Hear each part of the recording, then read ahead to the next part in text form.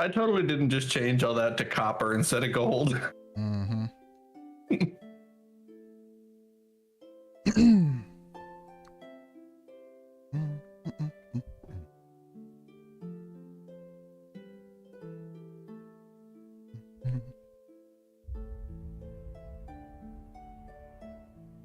Well, the stream is going. I get a notification. I did. Wonderful.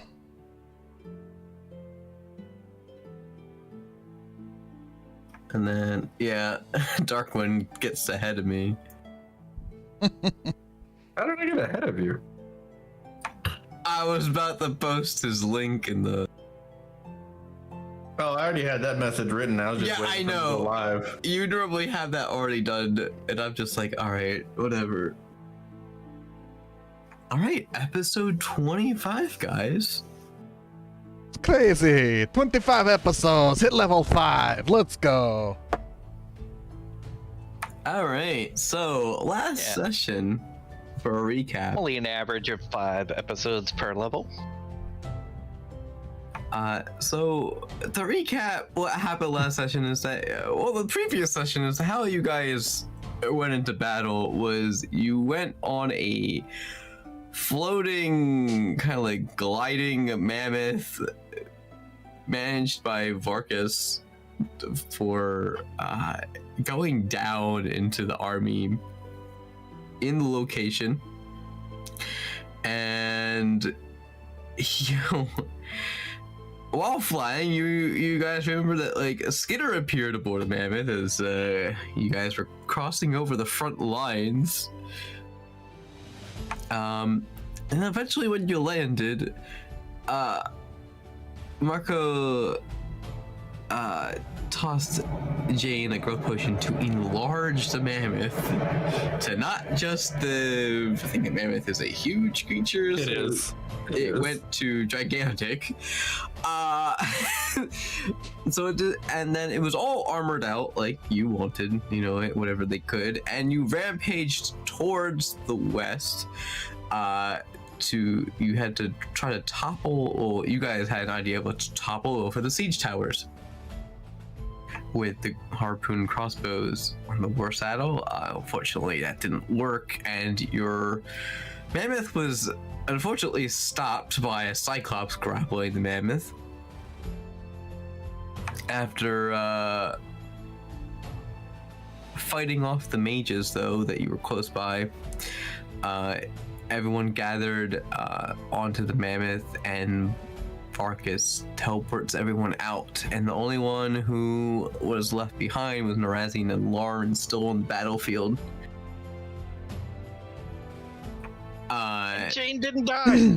And Jane did not die this session, guys. Yeah, because I was able to aim the cone correctly as he jumped down in front of it. So after you guys teleported into the Queen's Grand Hall, and you bargained that Marco trade the mammoth for 4 draft horses, and has the cart reworked to accommodate them. After the battle was over, you guys stayed the night. We did get a long rest. Yeah, you guys had a long rest and stayed the night, and the next morning was invited for was actually more like ordered to come down in the morning into the Grand Hall. And being that words is that you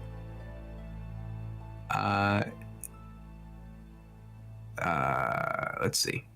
You guys were honored and knighted by the Queen for helping out during the war and destroying the major threat during the battle. After that, you were all rewarded the medal around your neck and then with the knighthood. Then afterwards, you talked to Skitter, and then Galen asked about his ship, and you found out that so far your profit has been 4,750 gold pieces, and you can pick that up at Port Crumb, which Crumb is not spelled like Crumb. It's totally different. I have a feeling I can get that sent and not go pick it up. It is a small port east side of Kegvarum. So you guys you leave Skitter to head to the docks and get info on an icebox for the carriage, which I have no idea why you want an icebox, but it's an icebox. So And that's where we left off. It's just you guys about to head off to get an icebox from the So docks. something I did not put into the notes, which I forgot to, because I was kind of the one discussing it, was our next goal is to go to Melanovi to gain info on Scylla. Scylla, as in... On the map, it's called Moshnos. It's one of the two Right. demon countries. Right, so Yeah. that's on the way Watching us. to Atski to find out Kazan stuff. basically. Correct. Yeah, Scylla's our first goal, and then Adski's the second one if we don't find him in Scylla, Right. because Yes. he could be in either one of them. Right. So yes, Grimble, that is what we're heading towards.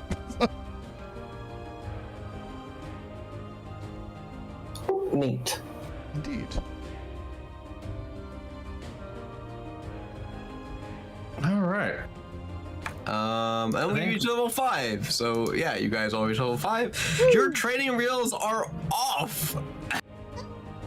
Are you sure? The protective ward is off. Oh It dear. says that we've already Rearrange. lost 3 party members. Wait, Not we from had that. training wheels this whole time? Yes. There's So Notice- a few times. Yeah. I mean, there was a number of times we should have been dead that he clearly fudged the rules. Yeah, and the amount of random encounters we've had during sleeping on the road has been zero. Yeah, and pretty much across the board. And Yeah, I have a feeling the perception rolls are actually going to start mattering now. Because we've rolled ones a number of times on nighttime and it's meant nothing. He. I see a giant dragon.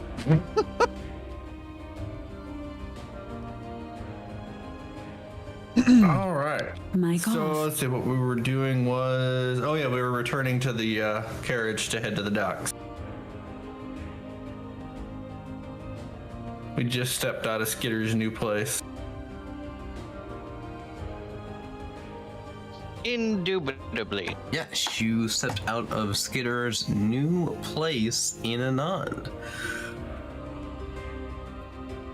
Alright, so My I God. will head for the bench seat in the front of the carriage. All right. So I'll saunter up that way as well, and just I guess sit inside. Alright, This- Tor, With the give me seats- directions. I have no idea how to get to the off. docks. It's most definitely in the carriage.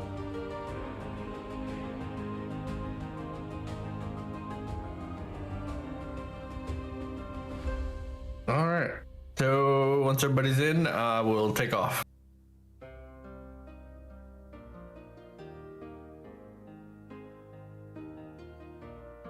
All right. So where are you guys heading off to? To the docks? Which sets of docks? I have many in Anand. So There's same area, but there's like lots of like, I guess, docking stations. If that I would makes assume we would go to the set that Twarp directs us to. Yeah, Twarp knows what we're looking for. So we're basically looking for a place where we can get Mic an off. icebox installed for the carriage. Man, this is going to be a longer trip. We wanted a source of keeping food good longer.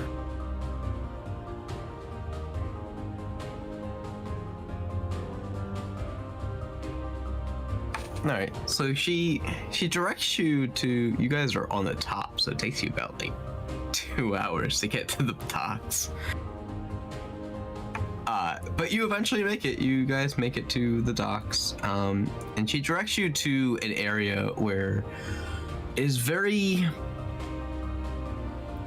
not like casually area, but you do know there's like a rush, kind of like in a rush where ships would come in, unload cargo, and then rush back out.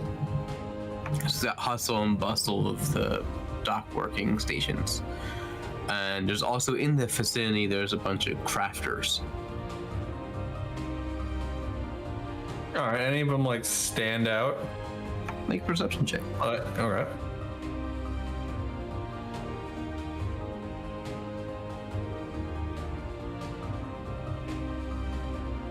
Uh, 19. Looking around, you see a couple that would stand out, and you realize that like they're dealing with food that should have been mostly rotten, because of where you come from. That is it's not an easy thing to have, like some types of food they're importing to have fresh. Mic on. All right, are there anywhere that I can park the cart? There's At least a little out of the way. There's some places, yeah. All right, I'll just find a spot to put it out of the way. And so somebody want to watch the cart while I go check on some info? Go ahead, I'll wait. All right, I'm gonna take off for the closest craftsman that looked like they were dealing with something similar to an icebox. And I'll saunter up with Marco, just kind of walking to the side. I'll stay here with Grimbold. Mic off. All right. So, who are you walking up to first, Marco? The first craftsman-looking person I can find. All right. So you find a craftsman guy. He's taking fish out of a box and chopping it and flaying it, and then throwing guts in a barrel, and then the fillets in another box. Hey there. Got a minute? He looks up at you, still chopping, looks back down. Any info on where I can get a hold of a icebox?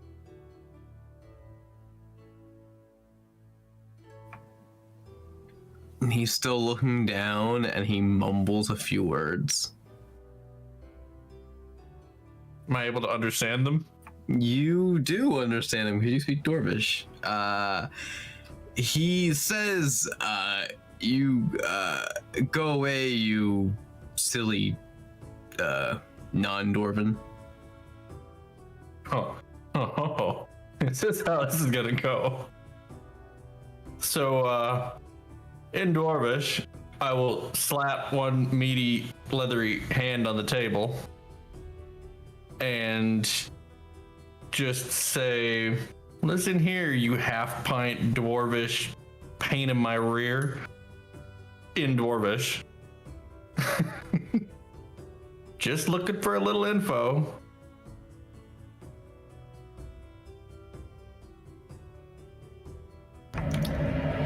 He looks up at you. It says, in Dwarvish, I don't want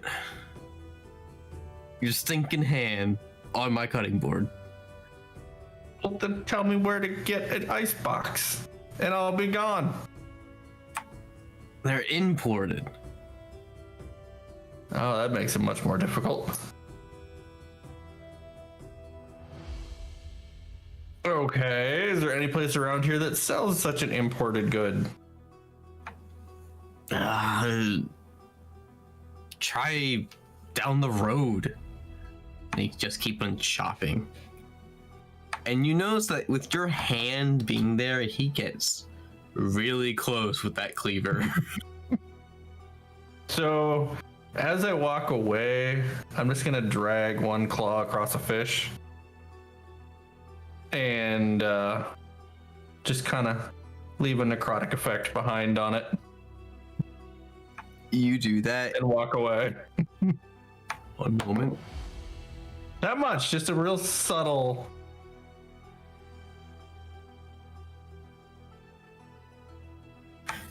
What's your AC? Ah, crap. 19.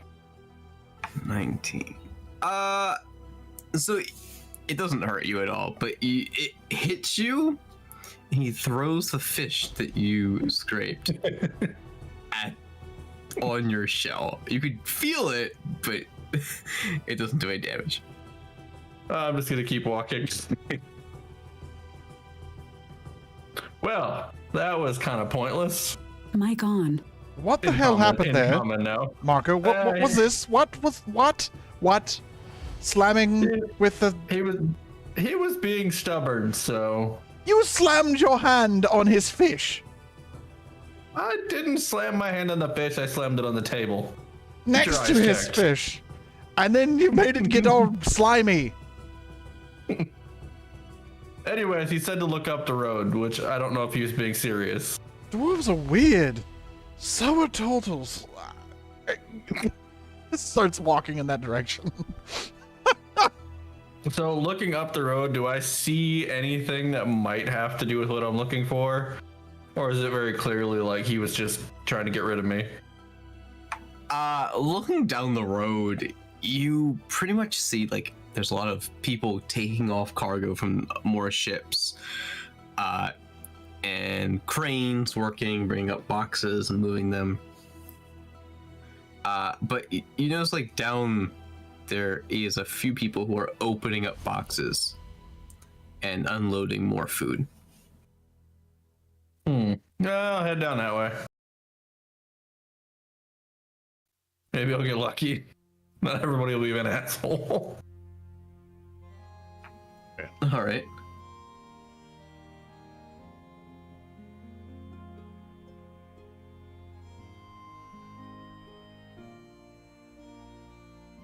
As they slip away into the crowd to go look for what they're doing, while still in the carriage, I'm going to activate my ring and climb on the roof. Okay.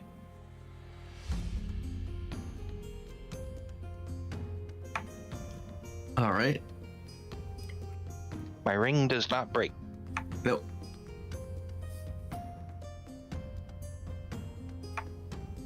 All right. So you climbed on the roof. All right. So And yeah, and I'm just keeping an eye out from the roof while invisible. okay. And what is Grimbolt just sitting there? I'm guessing. Yeah, he's just watching everything. Okay. So Marco and Galen, you Indeed. are walking down and you see a small gnome opening boxes and pulling panels off of certain boxes to slide things out. Indeed. Is it like, are they being, how can I say it? Are they being sneaky about it, or are they're working kind of thing?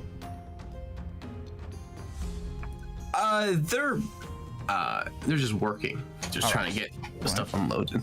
So looking at these boxes, are they normal boxes or are they more what I'm looking for kind of box? These are all kinds of different boxes, different shapes. Like you would see the crate that they were put in, and then they would like slide something out, and it's pretty like, you know, like it's packed with like hay basically to keep from moving inside, and there's a box inside of it. Like some of it would be like nice crafted furniture. Some of it would be just a plain old box that looks normal. Okay. Oh, it's just a... You said it was a gnome? Yes, it's no. No? Okay. Suppose we approach the gnome, maybe slowly, walking up. Marco, I'll try it this time, I guess. Excuse me. Excuse me, pardon me. Do you happen to know where we might come into possession of an icebox around here? For purchase? An icebox, you say? Indeed, we need some foods preserved for a long trip. Ah, I think I can get that for you. Oh, is that right? That's quite wonderful news. With Is a there... price, of course. There it is. Of course. I mean, it looks like everyone around here is some form of, tradesperson, be it, loading the docks and everything. Are there shops nearby that have this kind of item? Well, these are things that you find from the shipping companies. I'm sure I can get you a better deal. Oh, is that right? Yeah. That's right. So, Marco, how big of an icebox are you looking for? That depends what it's going to cost us. I'm not looking for anything extravagant. Well, I mean, we can get like I believe this icebox you're planning on putting inside of the cart that we have? Yeah. The carriage? All right. So So we're something... probably looking for something around the 2 to 3 feet in dimension size. All right. Does that sound like something you've seen before, friend? Yeah, I have. Right. So, if we went to one of these shops nearby, right? Just one of them randomly, and we were like, give us your best deal on an icebox of 2 to 3 feet size. What do you think the going price would be around here? Oh, I don't know. I mean, like 2,000 to 3,000 gold. 2,000 to 3,000. That seems a bit expensive for a mere box with a small bit of insulation on it. They're not just boxes. They're go on. magical boxes that keep your food fresh. All right, so this isn't just a normal ice box that has ice in it. They're enchanted. No, it's enchanted. I see. Looks over at Marco, like, with an I told you so. Because we talked about this last time, I think. Yeah, and I was looking for ones that were like, I think we settled on ones that were not enchanted, ones that were using actual ice. Right.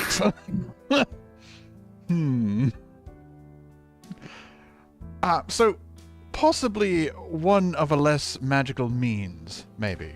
We're looking for something a little bit easier, not that long of a journey, not for like months and months. We just need something we could throw in a decent amount of ice in there, and it would keep all things well for like a week, or maybe it's several days, that kind of thing. Well, yeah. You're gonna need lots of ice for that. Well, that could be arranged. It's not too difficult.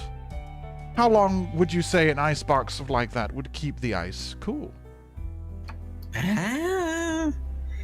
Maybe a few days? A few days, all right. I see. What do you think, Marco? That sounds more along the lines of what we'd be looking for. All right. All right. What about a really good one, though? Like, something that maybe lasted, like a top-of-the-line, non-magical icebox. What would that run us? Maybe 1,000 gold? That's as much as the other one was. No, other Oh. one was about a couple thousand. Oh, Yeah, I he see. said up to 3,000 on the other one. Dear. So the 1,000 gold one, how long are we talking on ice preservation on that one? A couple days. So the same as the cheaper ones. Well, the expensive one is magical, so the materials inside don't spoil. But no, I think there's a... What? You said a couple days, so the cheaper one that's non-magical... The cheaper one only lasts for a couple days. The magical one lasts for I guess forever. It's been months, and it still looks like it's brand new. You don't have that kind of coin, do you, Marco? Or maybe you do. I don't know. I've seen you buy some things. Well, Oh, let's see. that one's up to you. How much do you value your food? Oh, that's a.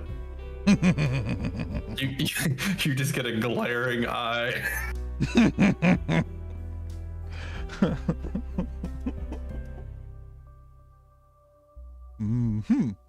So, my friend, if we're in the market for, say, one of the more expensive ones, and the going rate is, a couple thousand or something like that, one of these wonderful shops, what could we get it for from you? Let's see. If you're looking for that one that big, it requires a lot more magic, more time. So that's a upper. 2 foot by 2 foot is pretty small. It's a pretty small bit. It's a lot of magic. It's like a box. It's a lot of magic. This is about to skyrocket in price. Let's see. A normal one's about 3,000 at that size, so we're gonna go with 2,000.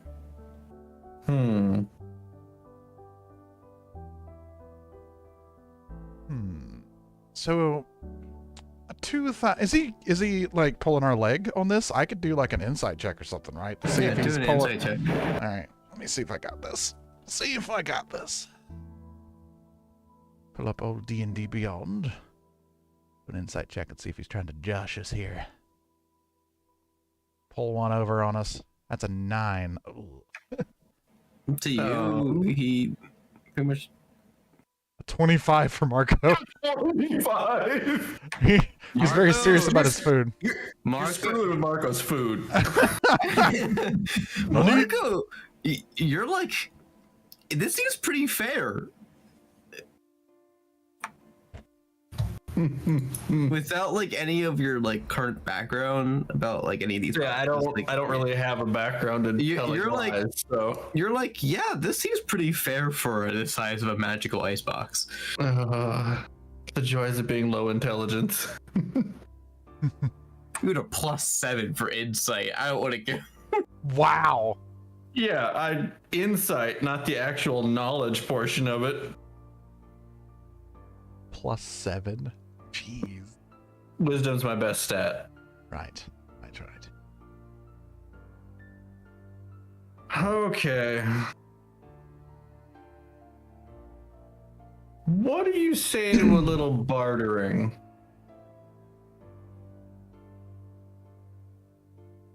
Galen, assist Marco in this, and kind of as we're standing there talking to it, Galenko's kind of like looks kind of to the side or whatnot, and just does a little like come closer motion to the gnome.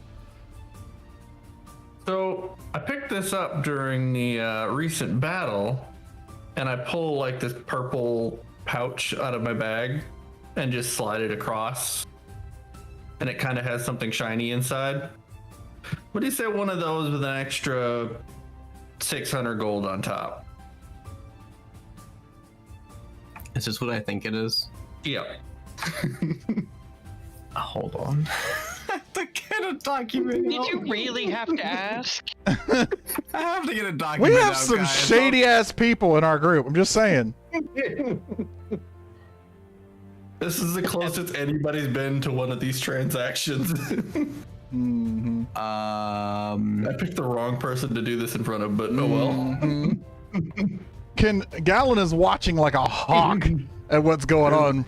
There's a reason I said I picked it up on the battlefield. Alright, so how many are left in there?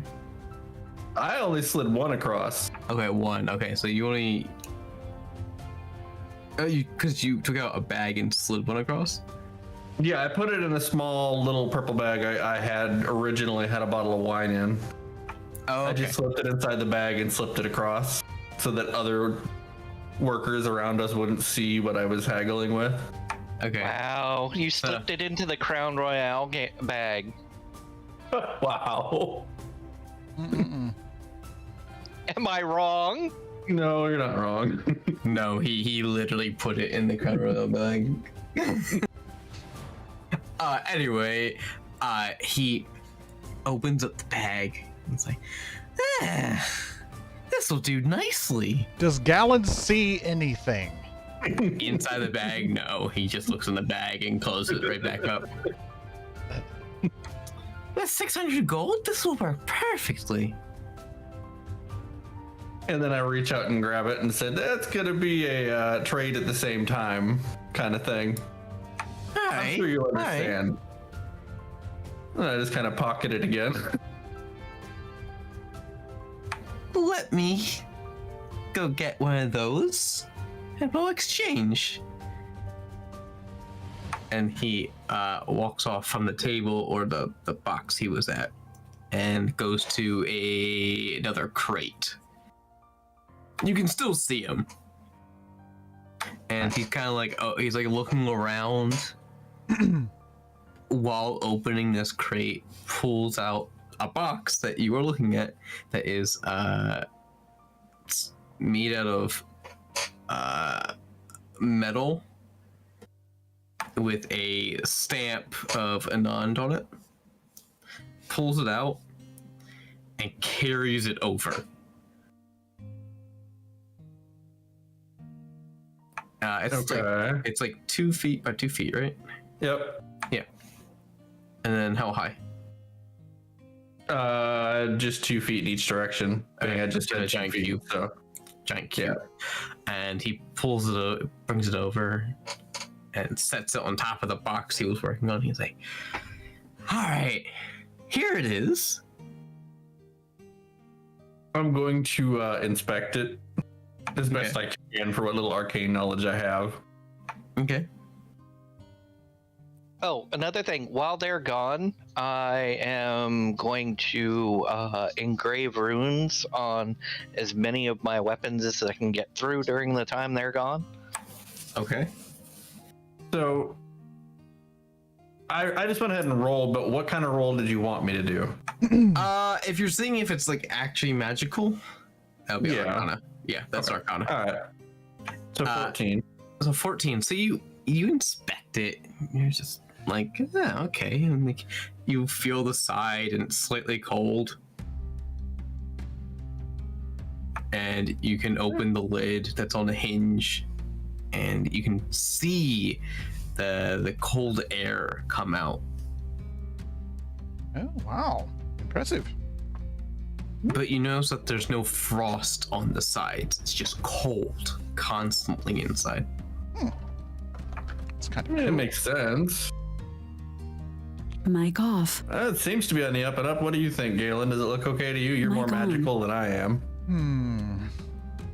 I go around, I look at it. Can I do I think an arc, maybe like inspect it as well to see? Because I mean, being of the silver dragon, I deal with cold like ice and things all the time. Is this a magical I guess temperature that's coming from this maybe? What is that, like an Arcana check? Yeah, what kind of magic? Yeah, it would be Arcana. Okay. I think it's a 14. Same thing. Yeah, indeed. I've got a +4 on that.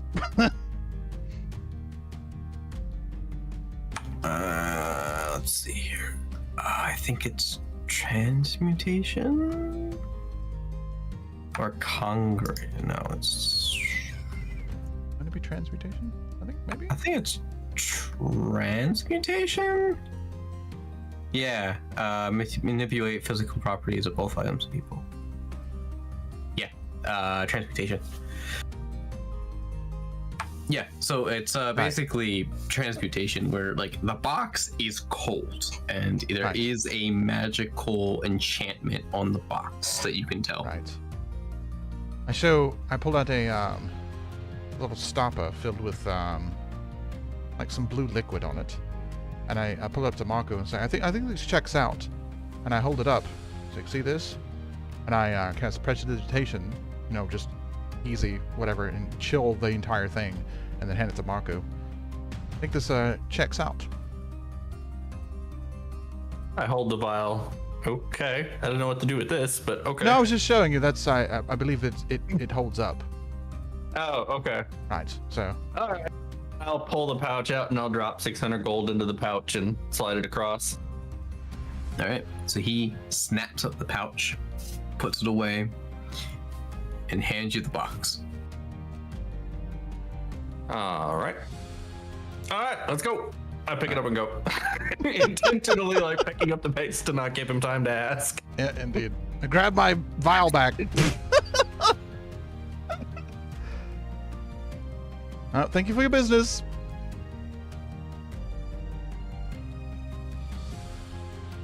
All right. So I'll take that back to the cart and slide it inside the back of the carriage. Right. I do have. Let's see. What did I need to pick up? Need to go and find. Nothing there. No, what was it? It was something I picked up. I need a small straight piece of iron. I mean, I guess a nail would work, wouldn't it? Small straight piece of iron. In our cart, are there any, like, loose nails anywhere? Like, you know, there's, like, there's usually, in that kind of thing, you'll keep a little bit, you know, like, a couple nails to help repair things if something breaks or if something gets loose, like a couple tools or something like that are usually within carts like these. Is there, like, a small nail? An iron nail? In your cart for repair kit? No. No, there's no nails at all? All right. No. All right, well, Twalp, we've made it back to the cart now, right? Or the carriage. Yeah. Twalp, is there a, is there a hardware store or something nearby? Because when we're next to the docks, I imagine there would be something close. Well, there's hardware stores everywhere. We're in the crafting area. Right, I just need a small piece of iron. I mean, very small. I need like a little tiny itty bitty little iron rod or something. And I thought maybe an iron nail would do. All right. Did you just ask one of the workers to have a nail from one of the crates? Could do that. I'll walk over to. The cart isn't far. We parked it like. No, it was like not far at all. It's like a block, maybe. Right. So. Guess I could ask that person. I need to talk to one of these people. I probably should ask. I don't know if I wanted to stay around that transaction much longer though. Maybe I can go. Are there any workers like nearby right now? Like if I look around. There's people working, like looking back and forth, and you guys are still block within the docks, so there's gonna be like a lot of crafting areas, like shipments of wood and stone coming from the ships and stuff like that. All right. So can I approach one of the nearby anybody with a hammer that's hammering things or something? Hammer it. All right. Excuse me, pardon me. Yes. Could I purchase a single iron nail off of you? Just need one. That's it. Just one? Just one. That's all I need. I just need one. Oh. Okay. Well, I'll give you 5 silver for it, for your time. Jesus. Okay. He just like puts out a nail. Now this one isn't rusty, is it? No rusty nails? This is a nice nail? You notice it is iron and shiny. Wonderful. Thank you so much for your time. Here you go. 5 silver. He takes the 5 silver and hands you the nail. Have a great day. He just like... You could have bought like an entire bucket of nails for 5 silver. I know. I wanted to make someone's day. Look. It's not all about, having a surplus. I only need one. I put it into my little bag.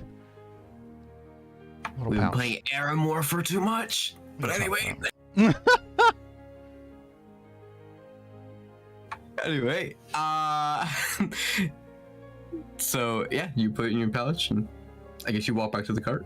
I do indeed. Honestly, as a party, we kind of make way too much money. Yeah. Like unrealistic amounts. How do I do Shh. Silver. 5. Roof. Wonderful. Okay. So you guys are all back at the cart, except for Jane is on the roof. Yes, but they don't see me.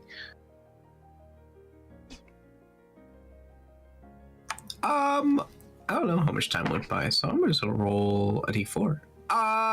We'll do 3, so I'll say an hour and a half went by. Okay, too so 3 Yeah. 3 weapons, because they're a half hour each. Yeah. That's what I wanted to know. I'm just trying to keep track of which ones. Yeah, so hour and a half went by. You guys shopping and everything. So what's the next plan? Let's see. What else do we need? Are we all I stocked up stole- on food, I guess? For the trip? So that is a good question because the last time I stocked up on meat was at the black market. I'm assuming some of this food has gone bad. Holland. Yes. Let me Specifically, like, there's no way my shark meat lasted this long. give me a moment. Unfortunately. Where did you get shark meat? I bought it at the black market. I'm going around this because I just rolled a percentage die of seeing how much meat has spoiled. Since Oh, it's been a while. It's been a hot minute. Yeah, since you haven't had it refrigerated or anything like Mic that. off. So I'm Yeah. gonna say 80% of your meat is spoiled. Oh, understandable, but damn. Alright, so is there any like clearly like garbage disposal spots around the cart? Garbage disposal spots around the cart. Well, I mean, like, it's a dock. They're gonna have a lot of waste. A lot of the waste just goes into buckets and then they dump it into the water. So for the other fishes to eat it, the trash. Because they're mostly putting it's like a chum bucket that they have and they just throw it back into the water where for fish eat it. Alright, I'm just gonna follow that suit then. And so you said 80%, right? Of the meat? Yep, 80% of your meat. Alright, so this is gonna hurt. And I'm assuming fish meat is just straight up gone. Because that'll have the least amount of Yeah. expiration time. Yeah, fish meat is, yeah. Alright, so. Yep, I need to restock. Youch. Shark meat. Delete. Oak meat. Delete. Ouch. Alright, so I just throw away all the meat into the water, copying everybody else on the dock. So we need to restock a bit. We are very low on meat. So, Twart, on. any idea where a market would be? I don't know. I don't buy the food. Fair. Why don't you buy it from the dock? Unless you want different meat than fish. Well, maybe not just meat and stuff, but like, since we have, Yeah, I'm low on fruits and I mean, veggies this is only a 2x2. It's not very big. It's a very You small hear a box. disembodied voice. Fish is fine with me. Yeah, too. Well, mainly it's going to be, the box is mainly for meat. right. Like the veggies and the fruits I can replace out of the forest. Mic off. We can also pick up waffles.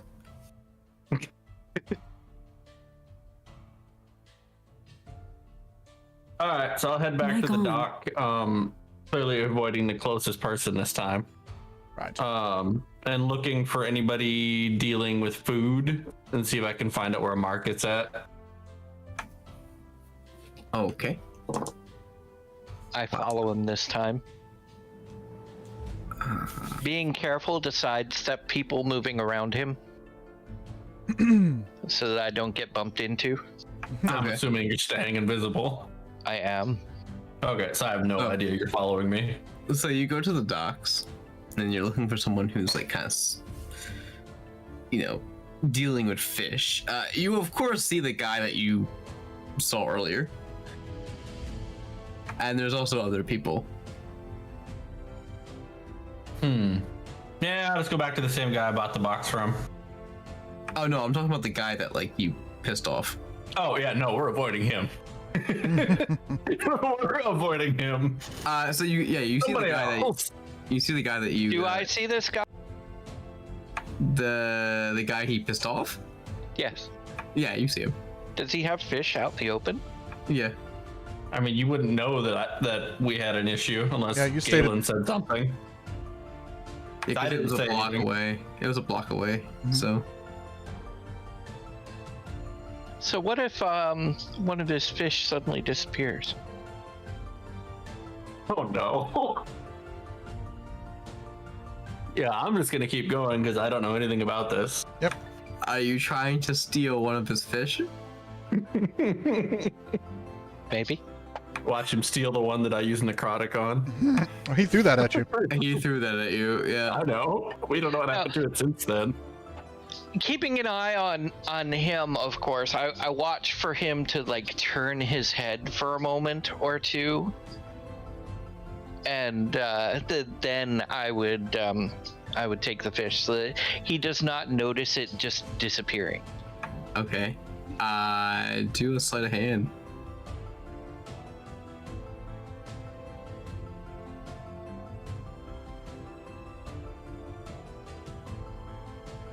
I thought it'd be interesting. 13. 13. Wait, he's invisible. Does that give him advantage? You can still see a fish moving. True. Yeah, it won't turn invisible Just a until I floating get fish. it into my pocket. Yeah. So Mic off. with a 13, he looks over, sees this fish moving, takes the cleaver, and whacks.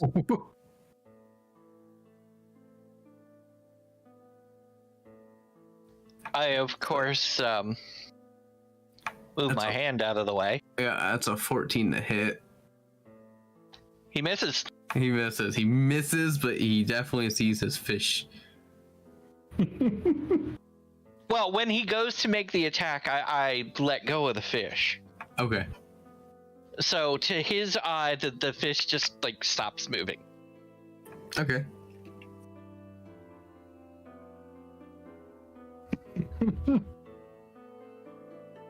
Let me see something. Does he? No, he doesn't hit that fish that moved. And then he goes back to chopping fish. I follow Marco. I don't want to lose Marco in the crowd. Can you believe I rolled a 15 for that? And I was like, oh, he's gonna beat me on this. And I was like, 13! You got so lucky. I was like, Yes, you got really lucky. I rolled really low. yeah, No, you got lucky. That could have been an instance where you lost a finger. Oh no. anyway, okay. No, I because I'm actually watching it and everything, I can use my skills. So who do I find? Alright, so you can go back to that gnome again if you wish, but there's other people chopping up. I either talk to him or the first person I meet along the way. Worker I meet along the way. Let me put it that way. I'm not looking for anybody who's like came in on a ship. They wouldn't know anything about this place. Okay, so there's people like chopping away fish, like filleting fish from the ships from the fishing ships that came in. There's also people unloading the boxes again. So there's all kinds of like life. It really depends like what kind of fish you're looking for. More so, I'm looking to ask somebody where I can find a market. Because I need to restock on more than just meat.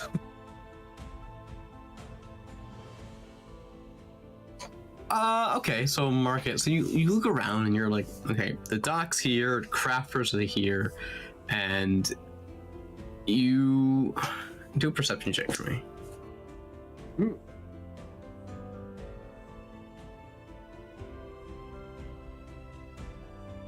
23. Okay. So you see like a lot of the food that's being prepared from the ships, hanging out of the boxes, are being loaded onto carts and then transported into the city itself. Okay.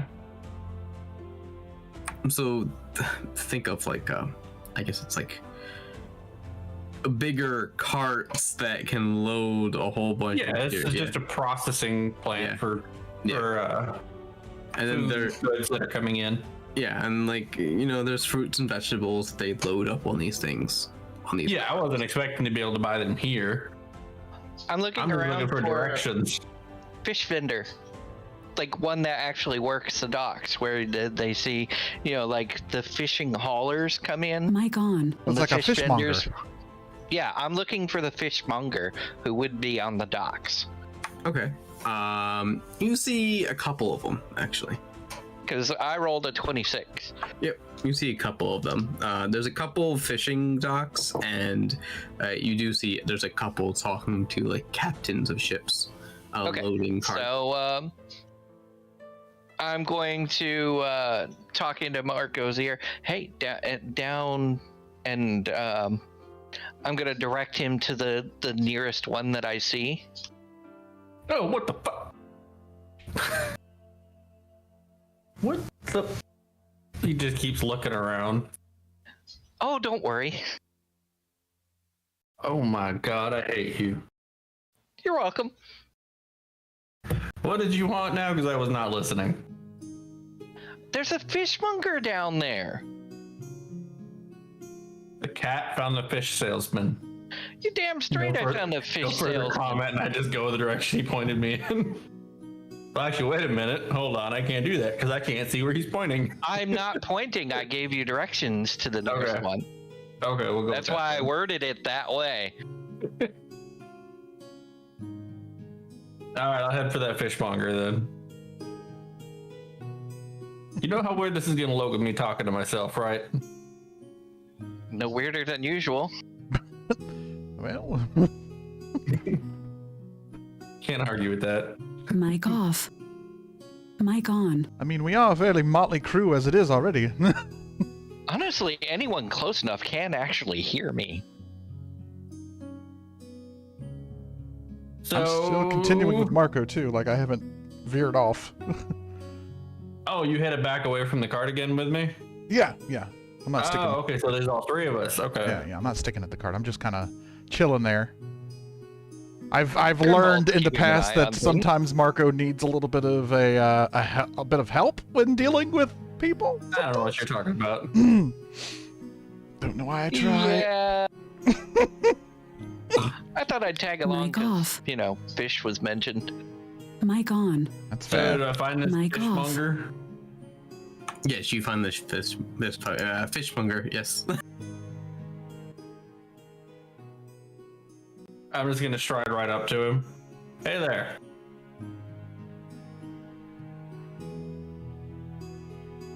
Kind of looks over at you, and then Dorvish goes, "Well, I haven't seen a turtle in a while."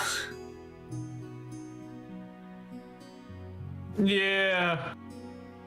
We don't particularly come up on land very often. What do you got for sale?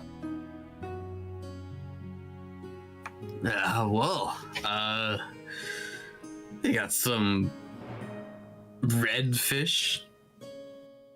We got some carp. Let's see. Got a couple sharks. So looking around, do I see any of it that's been processed already, or is it all whole fish? The smaller fish are still in boxes, being transported off the dock, Okay. and the okay. sharks are still hanging by rope. That's kind of what I figured. Yeah. Oh, that's gonna be an issue. So, is there anything you have that's already filleted? I'm a little limited on space. Well, normally we sell through the pound is how I deal with. Okay. So you'll process it after I buy it. For some charge, yeah. All right, fair. Okay, so let's see. Suppose we could do fish for a while. Fish is good.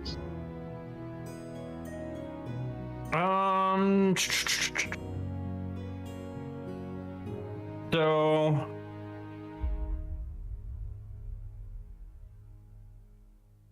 we got redfish, carp, and shark. Redfish is good. Carp, shark. Honestly, I can say I've never had it. I have. It's really good.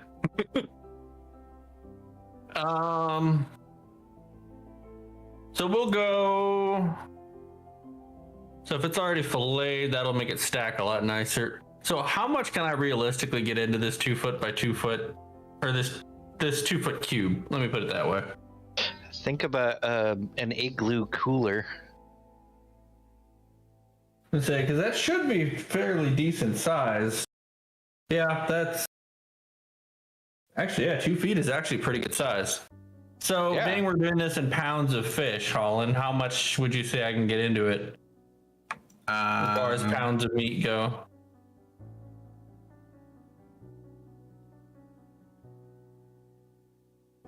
I realize technically pounds isn't a great way to measure volume, but trying to keep it simple.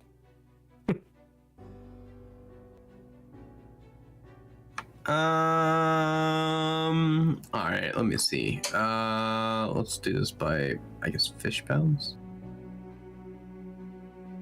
Hang on, I have some fish in the freezer that I can go read the label on. Yeah, literally just like look at the label and see how many.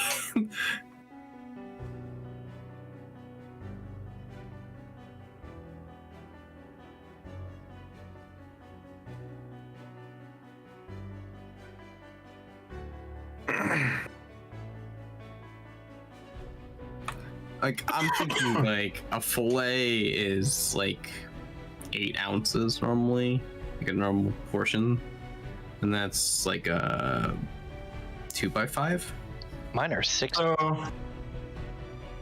about.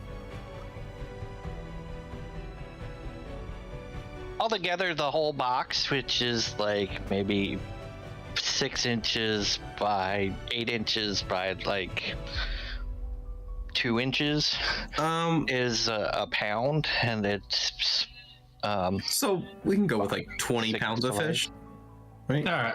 That sounds good. All right. Yeah, that's short. I'm just estimating this. I don't really do. Oh, yeah, it when I doesn't do have math. It doesn't have to be perfect. I'm just keeping it simplified. Yeah, we'll put like 20 pounds of meat you can throw into that box. All right. I still got 3 pounds of boar, so that leaves us with 17. So we'll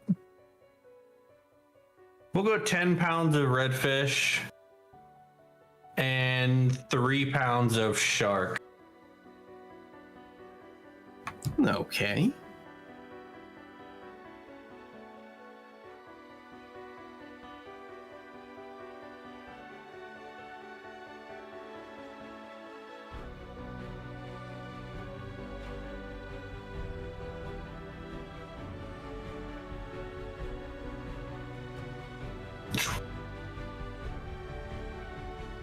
I'm assuming you're figuring out the price. Mm-hmm. So how much pounds of what did you want? 10 redfish, 3 shark. So redfish will be 30 silver, and then how much shark? 3. So it'll be third. That's Because that one I think we classified as an exotic last time I bought it. yeah. That's what I'm trying to think. So it's be 18 gold in total. All right. And is that including the processing? Yes. Okay. All right. Let's see. Does he have a way for me to carry it back? Or yeah, I'll just ask that in character. So you got anything I can carry this back in? Well, after we process it, we can wrap it, I guess. All right, that'll work. Wrap it in paper.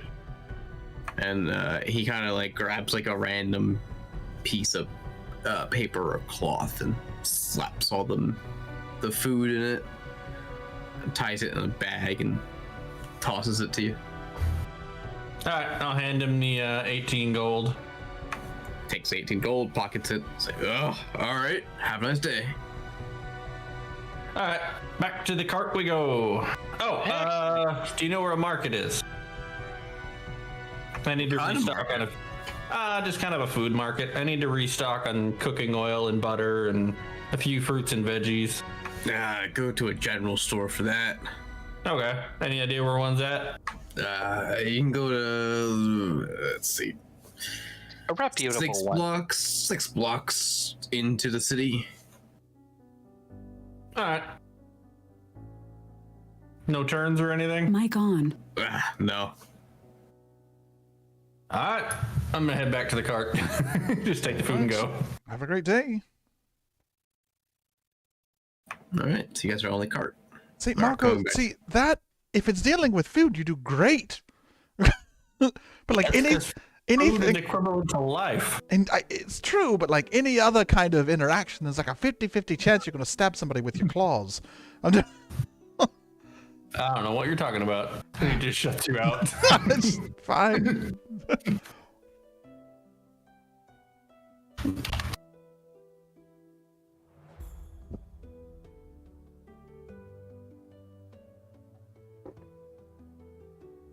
Okay.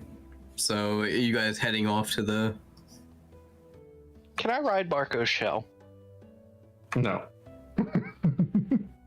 Has Marco cleaned his shell? Hmm. I mean, does Marco even notice if I climb on his shell? How would I not know? How much do you weigh? Let me put it that way. Plus all of your equipment. Because I would notice Torp climbing on it. Actually, it's only like a 33. Bear in mind, I have a plus 17. I have a 17 passive perception, so.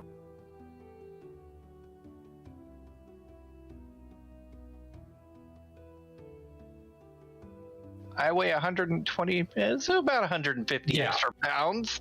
Yeah, I would notice. If you weighed like 20 pounds, maybe you could pull it off. Yeah, But no, my backpack weighs about 20 pounds, but if I take it off, it becomes visible. So I can't just like hang it on your shell real quick and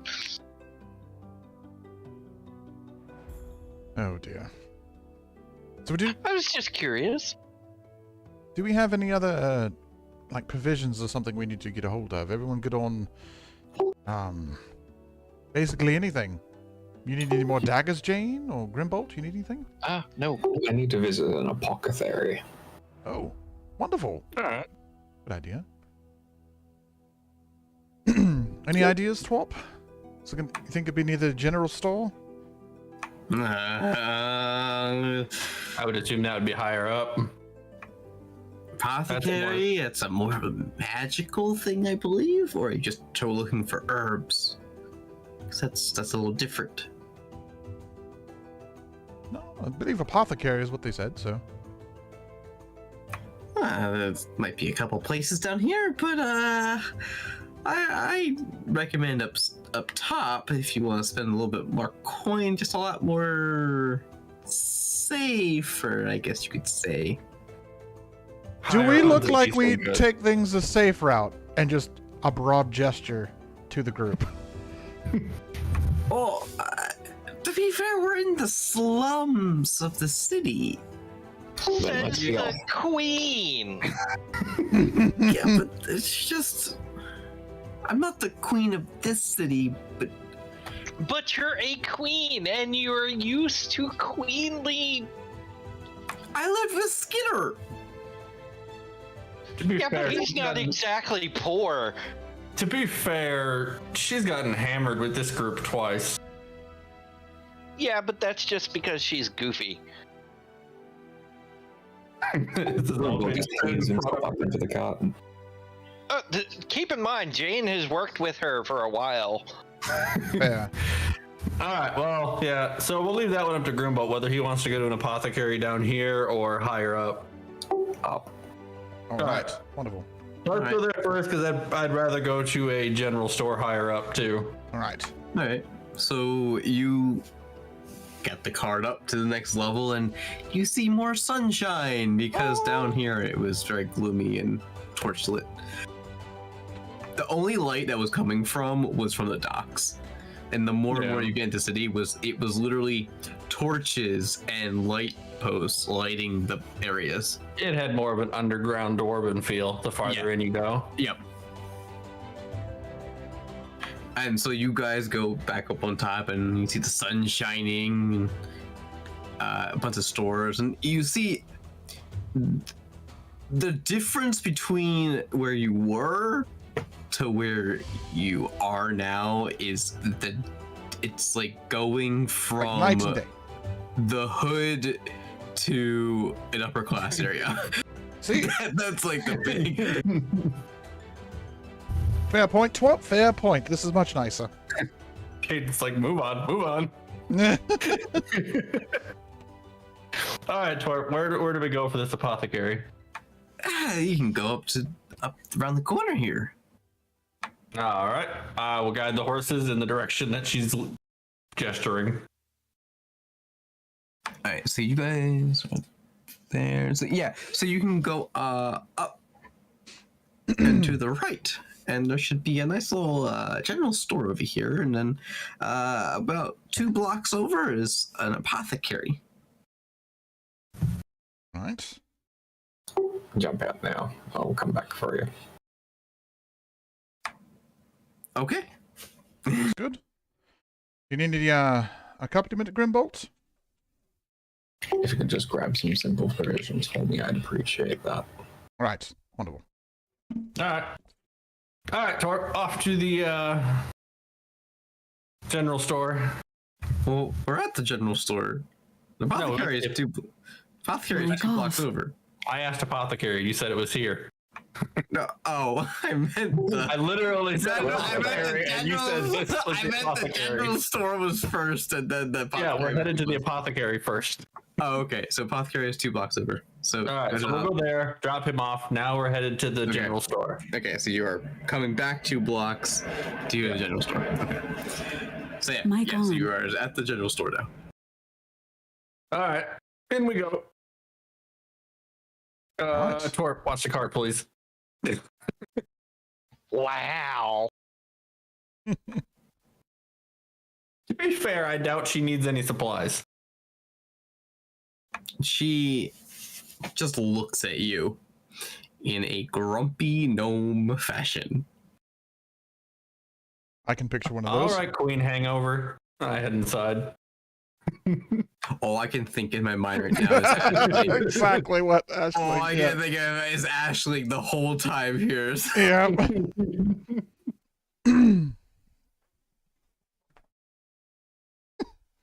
All right, who wants to go first? I'm pretty good on I things don't need actually. anything more. The only thing I used was a potion to make sure Jane. No, wait, no, that was the other day. I think I gave a potion to someone, but let me double check my stock. I think I'm still good though. Okay. I just realized this, but what kind of provisions do we need for Grimbolt? He didn't tell you.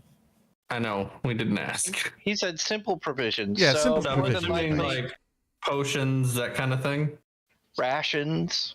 Yeah, I need that kind of thing just in case for like long travel. If we have to leave the cart and Yeah. whatnot. Just stock up on those, grab some extras. The bare necessities. Bare necessities, dude. Knew it was coming. All right, I have. Oh, there we go. All. Backpack. Okay, so what you looking for in this place? Oh, actually, first, walking through this place, the general store, you have nice wooden counters in a U shape when you walk in, and there's a decent sized room, and there's like once in a while there's like a pile of stuff, like a barrel with something on it, like a lantern. You got ropes hanging from the wall. How many people are in the store besides us? There's a couple. You can find like little like old lady of gnomes in this, like trying to buy like simple stuff like oil, paper. I'm just keeping an eye out. Oh, my shopping list is going to be the longest, so why don't you guys go first? Well, I'm just making sure not to bump into anybody. Oh yeah, you're invisible. Galen, do you want to go? I'm sitting here taking stock real quick. I still have 4 potions of healing and a greater potion of healing, I think. Yeah, a greater potion. So I have those. I'm looking through this thing to sell. It still says I have. I want to double check, like out of character. I believe the mineral powder that was part of the thing. I didn't remove it. That was part of the order for Skitter, right? Like 2 pounds of mineral. Okay, so I got it. Yeah, that was part of Skitter's order. Let me get rid of that. I'm gonna get rid of mineral powder. We did that, and there was also the vial of hill giant's blood. That was also part of that, right? Yes. Yes. Yeah. Yeah, that's gone. I was just doing a double check since we were checking in at a merchant or something. I still have that magic bolt. Right. I still have 3 cleavers to sell as well. From those orcs. There were 3 different. There was another set of weapons that I sold at the last place, and I kept the 3 cleavers. I need to try to sell. I still have that partial gun too. Right.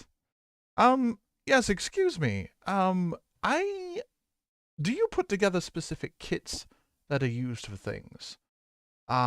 Say like you want to copy down a lot of things at once. You know what I mean? Like a nice kit of paper with a nice set of ink and things that might be used to sign names and things. I hit the wrong button for push talk. And you see this old man dwarf.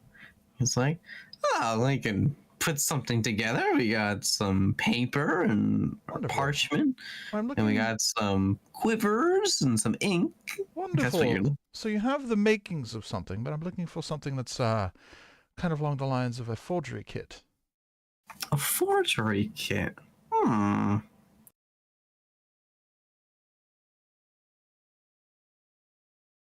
Don't you have one already?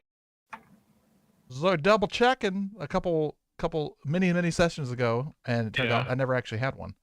So no, I'm trying to buy one. Yeah, he had just assumed he had one. Yeah, like I thought I did. I have a disguise kit, but I don't have a forgery kit.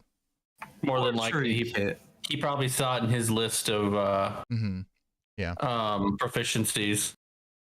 We'll say Uric ran off with it. Yeah. We have calligrapher supplies, but no forgery kit. No forgery kits. All right. Well, it's too To be bad. fair, this wasn't exactly the kind of place you'd find that. That's fine. What else do I need here? Pretty much good. Otherwise, I've got everything I need. Let me. How am I doing on rations? Is there a back room? Oh dear. Oh God. There is a back room. Is the door open? No. Oh dear. Well, I have these 3 cleavers that I'd like to try to sell. Okay. Indeed, they're it says speak with DM. You weren't able to identify the type of weapon. Oh, DM. We're just It's a general merchant. They're not going to be able to identify it either. Right. Yeah. We're because it was an item that on a stat block that came from a homebrew of someone else's. So I think that question's directed at Holland. yeah, so we're just gonna go with like the price of like a glaive or something like that. That's All right. fine. Sounds good to me. I have 3 of these I'd wish to sell. Just All lay- right. set them out on the table here. I'm saying I'm three weapons. I'm not drawing a weapon on you or anything. I'm just putting these on the table very Yeah. non-aggressively to show they're for sale. So he picks one up, he looks at it. He picks up the first one, he's like, yeah, it's not bad condition. And he looks at the second one, yeah, it's not bad condition. Yes, the door is locked, Jane. And the third one is okay. It's not bad conditions here. Can be sell these with a little touch up from a blacksmith.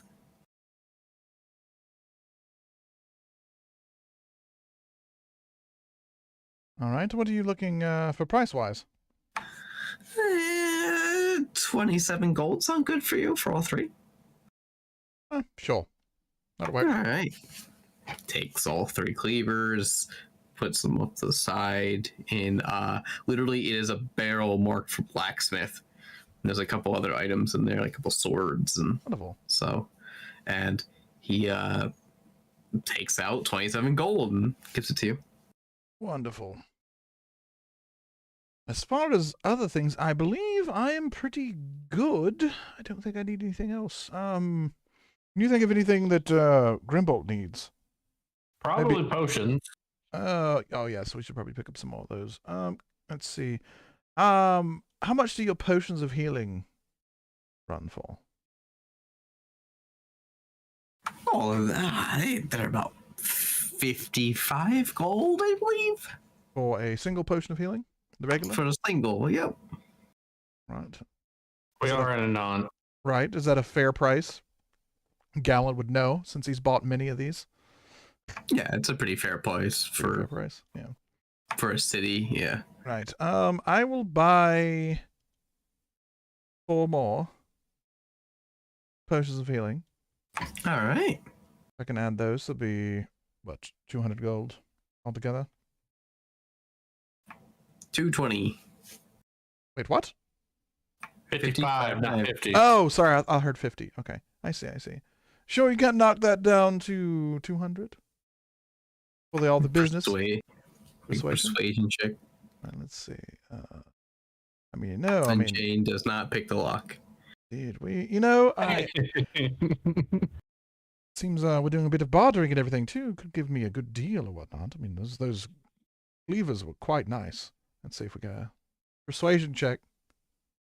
That is a 15. I was like, nah, I already paid you for the cleavers. All right, fair enough. So, 220, you said? 220. All right. There you go. He takes 220 gold and pushes you 4 health potions. Wonderful. Thank you. And that's it for me, I believe. How many did you pick up for Grimbolt? It depends on how many he has.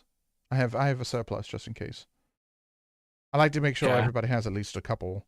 I don't know how many he has though. Yeah. All right. So my shopping list is a bit bigger. So I will walk up and all right. So do you carry any greater healing potions? Oh, only 1 or 2. How much? Oh, let's see here. It's greater healing potions.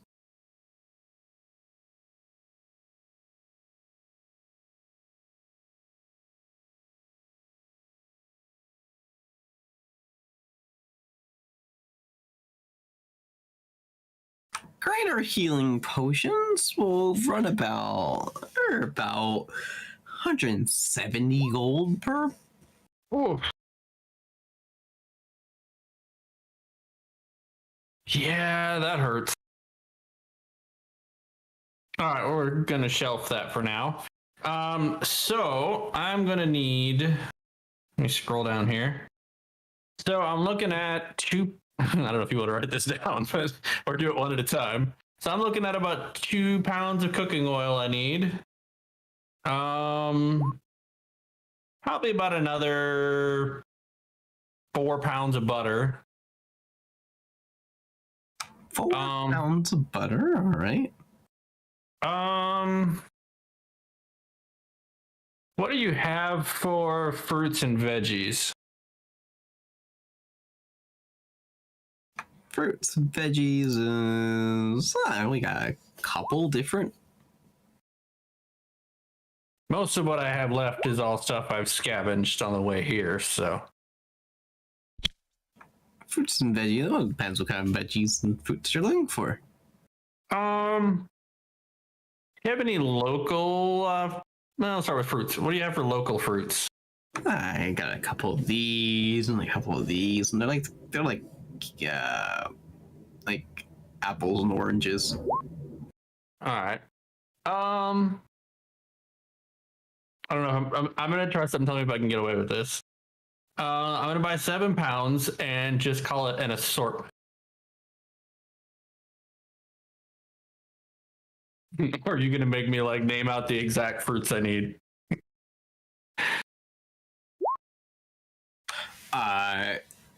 Just so assortment.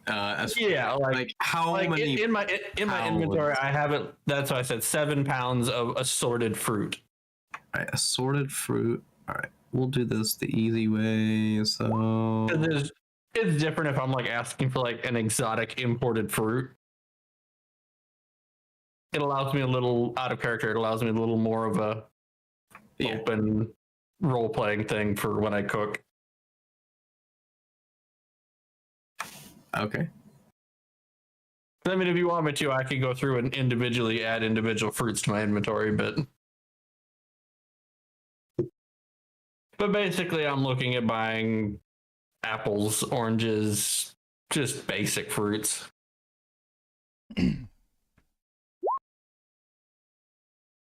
All right. So let's see, just to remind myself, I'm at 2 pounds of oil, 4 pounds of butter, 7 pounds of fruit, and for veggies, just basic like potatoes, carrots, celery. Basic stuff that you don't really see as randomly scavenged. Okay, and how many pounds of that you looking for? They keep a little longer than fruits do, so we'll go with 17 pounds of those.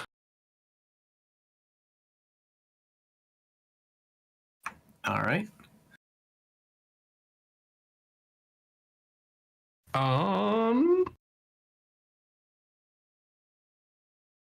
Let's see.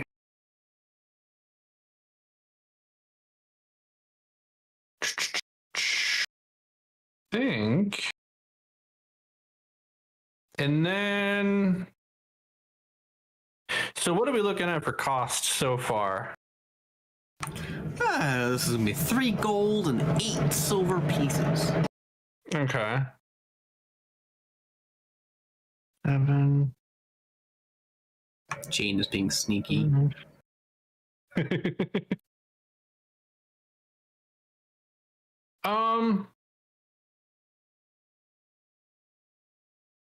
I tell you what, and this is where how close is Galen staying after making his purchase? Mic on. Oh, I'm sticking by. I'm not going anywhere. So you like watching my conversation, or are you like looking for Jane, or Because you just asked browsing? you literally asked me like right before that what Grimbolt needed, and I was checking my potions and stuff. So I'm sitting there seeing like seeing what you're buying. Looking at a shelf. Right? No, I've pretty much picked up what I got. I'm like, just chilling. All there. right. Yeah.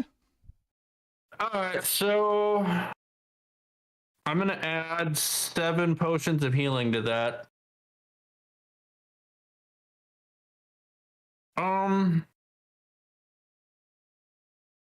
So this is a pretty big order. Any odds I can get a discount on this? With 3 gold and 8 silver. I'm not. That's 7 healing potions. Oh, it's 7 healing. Oh, Mic off.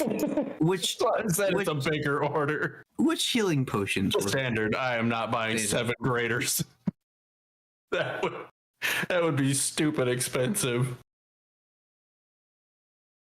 Ah, As opposed to what you paid for a mammoth and carriage? I know. I'll have to thank you, Reek, for that. Hmm.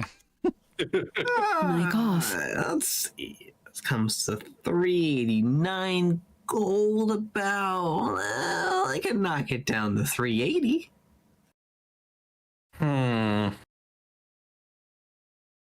Marco scratches his chin in a very poor attempt at being smart. How about 370? Make a persuasion check. I'm terrible at this. Oh! I was gonna say, can I whisper 17. in his ear and help him with the persuasion? You don't need to. I rolled a 5. I was like, if he rolls a Colin, 4, I was To gonna give you an idea, that's 1 away from my max possible persuasion. That's really bad. So he's like, you bought enough from me, sure, 370. All right, I'll start handing over the money. It's been an expensive day. He starts taking all the money and scoops it into his pouch.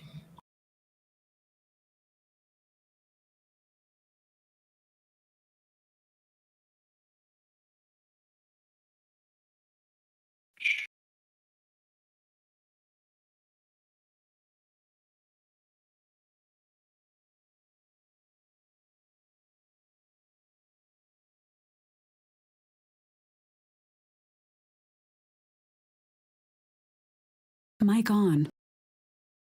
My headset died? All right. No. Okay. No, I was adding stuff to my inventory. Gotcha.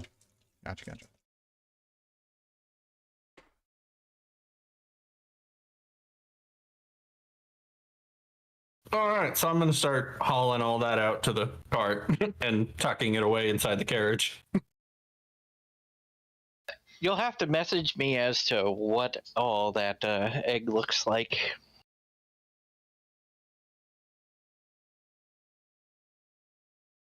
Let me see here. Although I suppose you could just tell me. Probably a normal egg. No, it's not. freaking No, like- it's not a normal egg the way he Oh, was God. guarding it. It was in a lockbox underneath the counter. Oh my god. That is bolted to the counter. Bearing in mind, oh wow, I'm gonna laugh at if he takes too long on this and we leave without him. Mm-hmm. Takes too long on what? I'm already done.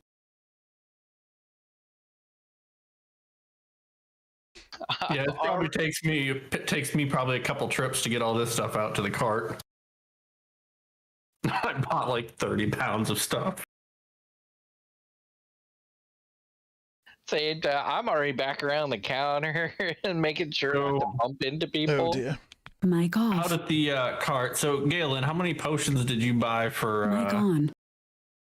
Grimbolt? I mentioned earlier that I bought 4, but I don't know how many he has, because I currently have 4, not including those.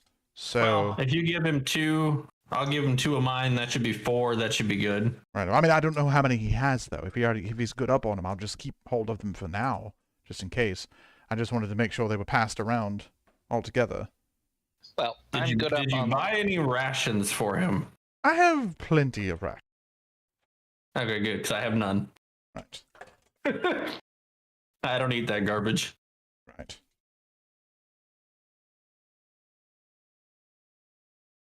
I'm gonna head back into the store again. Okay. Marco clearly just like having a light bulb moment. Do you have any sort of like water storage, like just a jug for like a bulk amount of water? Mic off. He looks around. He's like, I got just a jug. Or a barrel that you can cork. You know, average wagon carries a water barrel on the side of it. Didn't even think about that. Does our cart have a water barrel on it? I'm assuming no. No, you have a carriage. We have a carriage. You don't. Yeah. Okay. I said wagon. Okay. So that cart was irrelevant. Or that comment was irrelevant. Yeah, Gotcha. you have a carriage. It's mostly made for transporting people. It was He's a just right. suggestion to get a water barrel. Yeah. So I also gotta think if there's anywhere I can put it because I've been stashing stuff side. underneath the bench seat. We attach it to the side. Is there a way to do that? Because it won't affix magically. We can always just put it on the roof. Mic on. I've got a single nail. Well, we don't want to put a nail in it. It'll leak. It was a joke. It's a joke. That's- So, Mic off.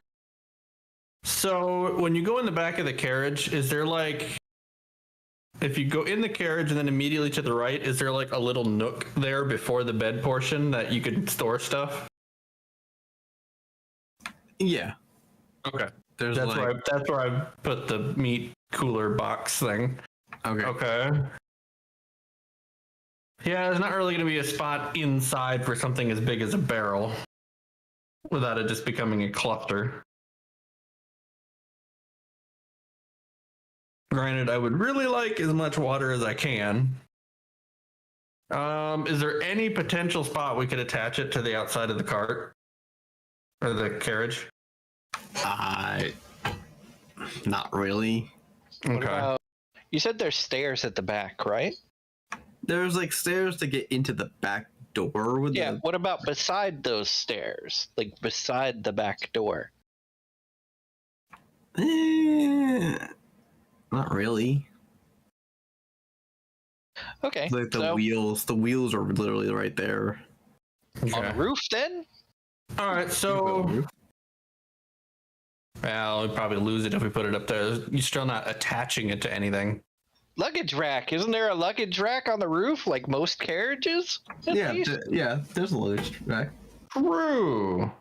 So if we had it near the edge, is there? Okay. So inspecting the barrel, is it just like corked, or is there like a tap? Or both? So there's a barrel that has a tap. There's one that has a cork, and then there's just a jug, like a glass jug. Okay, so the barrel that has a tap, does it also have a cork spot for filling it? Yes. Okay. So how much for that one? And I point to the one with the tap. He looks over and he's like, I don't know, like a silver? How big is it? It's like basically a mini keg. There's a lot of sizes of kegs. It's a mini Are keg. are we talking like a 10-gallon or No, it's a mini keg. It's called a mini keg. so? Hold on.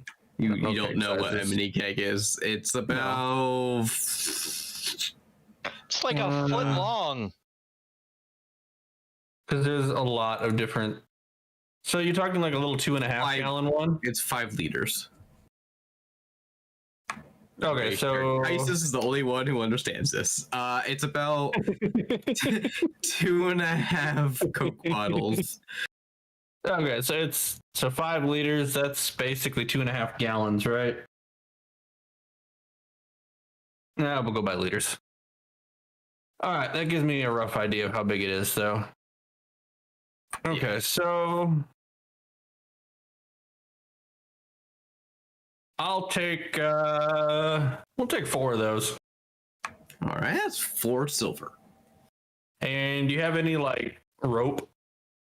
Kind of a bulk chunk of rope. You got 50 feet. That'll work. How much for 50 feet? 50 feet. Let's see. Rope. If I can find out my list, it'd be a miracle.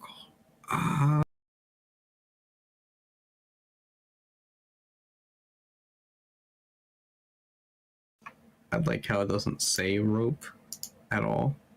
Oh, here we go. We got hemped rope and we got silk rope.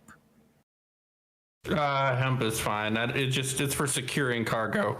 Oh, okay. So it doesn't need to be fancy. For 50 feet, it's 1 gold. Okay.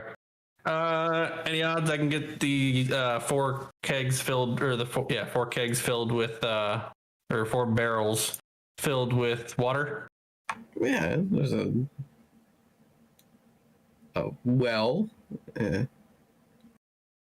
All right, so 4 of the barrels filled with water and 50 feet of rope. All right. So the barrels are 4 silver and the rope is 1 gold. So you're 1 gold, 4 silver. And what else did you need? That should be it. All right.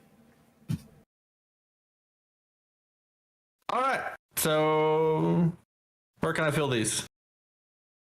Across the street there should be a spout.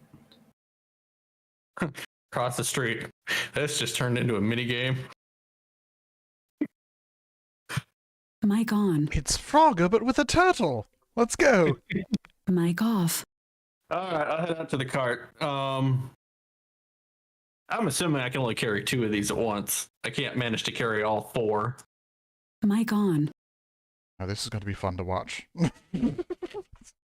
Okay, so Mic you're off. gonna carry. So I'll take 2 trips and carry them out to the cart. So who wants to cross the street and get water with me? Mic on. Galen pulls out a ration and is just like, you go right ahead. I want to see this. How busy is this street? It's pretty busy. Okay, so that's not even realistic. All right. I'm just going to throw them up on top and tie them down for now. That makes sense. Mic off. Mic on. Probably the better idea. Mic I'm not off. about to cross the street and then have them weigh me down and shatter them and waste the money. I believe he can be taught. All right, time to go pick up Grimbolt. All right. on. Now, Grimbolt, All right. you walk into an apothecary. Mic off. Let's see if I can bring this. God, I burned a lot of money today. All right. So walking to this apothecary, there is a table in the middle filled with a whole bunch of drawers. There's a book, a couple materials such as like jars. There's some materials in like on some plates separated, and some certain bowls that are filled with some other materials. There's like an inkwell with a quill in it. All around you, there are shelves with bottles, different kinds of bottles. On the upper shelf, there's these tall ones that are slim, and the lower you go down, the fatter the bottle goes, and the shorter it goes. Also, behind the counter is a small table with some other note cards with a chair and a crystal on it. On a stool to the right of the table in the middle, there's a statue. There is another archway that leads into another room filled with books. And above you is a candle lit chandelier. So like this room's pretty like low lit. You also have, there's some herbs hanging from some ropes around the very top.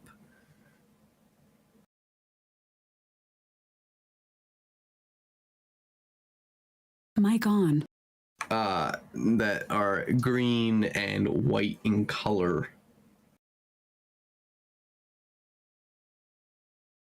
Okay.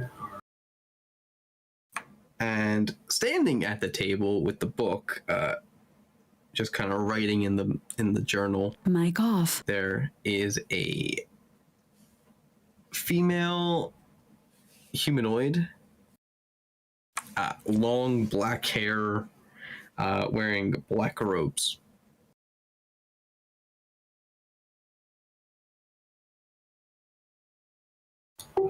Grimbold, his nostrils taken aback by the smell of mixed spices and herbs in the air.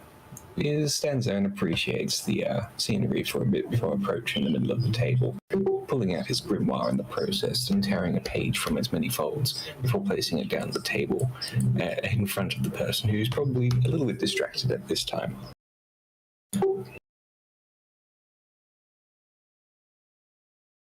He places it upon her and says, "I need these items, please." All right. Just for everyone else's reference, I have just put in the list of stuff just directly to Holland. Yes, because this is so My much God. easier. Right. Yeah, that's what I figured. That was probably a I had a lot of time to go research, okay? Right, right. That was a much better idea than what I did, because I had to remember afterwards what to put into my inventory. She ponders over this list. She's just like, I could do this, yeah. So sort of lab equipment. Let's see. That's gonna be about 10 gold. So alchemist supplies. That'll be 50. Small box of this. Small box of that. The back. Wanna let's see what I can find up here. I think I have a jar of it somewhere, and she starts like pulling out drawers on her side and just looks around, just pulls out jars, everything. You're like a small jar of a black powder, sets it on the table, kind of like, and she kind of like uses her hand and clears a small spot from like where all her other stuff was, just so she can put these jars down. As she goes around her business, he just starts moving and starts looking at all the things along the shelves. Okay, so she sets all the boxes up and all the jars, and so she's like, that one's easy, that one's easy, that one's a little pricier. Okay, that, and like she starts like at this point she's takes the list from her and starts walking around, and you see there's drawers and bottles around the store, and she starts like gets a ladder, climbs up to the very top shelf, and starts pulling them off, but also using her robes as like a carrying method, and then reaches all the way back to the last bottle in the shelf and then puts all of the ones she was carrying in her robe back. As she's going about, Grimbold turns to look at her. Do you know of anyone that has a cauldron of rebirth? Cauldron of rebirth? I'm not looking for it, I'm just looking for an owner of one. There might be a few people in Anise. I've heard about these. Yeah, I know one person who has one in Anise, but they haven't talked to them in a while. Would you be able to remember their names and give me their details? I'd like to track them down. Sure.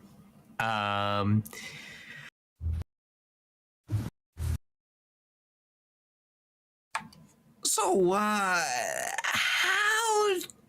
do you like giants? I'm fairly tall myself. Giants don't seem to be too much of an issue. I do remember there's one time where we had fun on a mammoth. Good to know. You will have to see. Let's see here.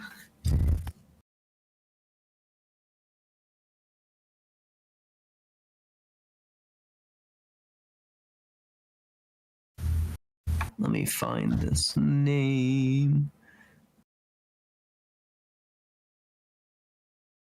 As she's going about that, he's just going to start organizing all the little boxes and things into a more neater pile on her desk.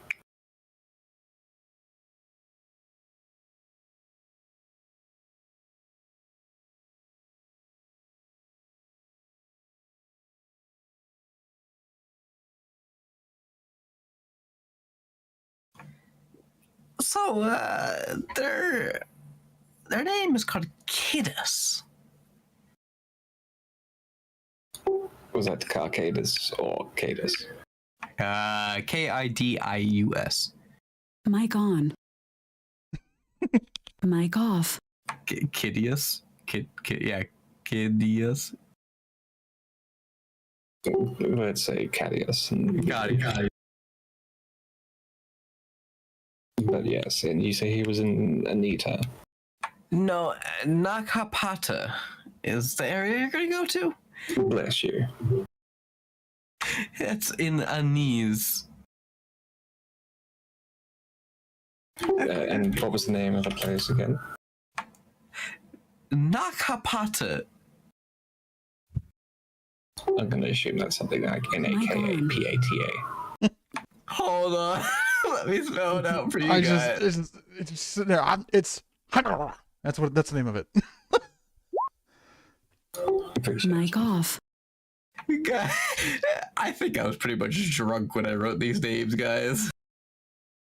Honestly, not surprising. That or watching Robin Hood Men in Tights.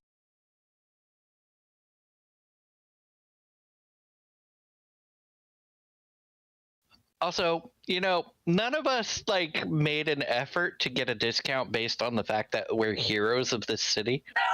We specifically requested that too. I forgot all about that.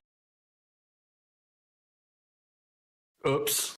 I'm just saying, shoppers. Remember your discount card. James has got a fancy little 5 fingers in the upper corner.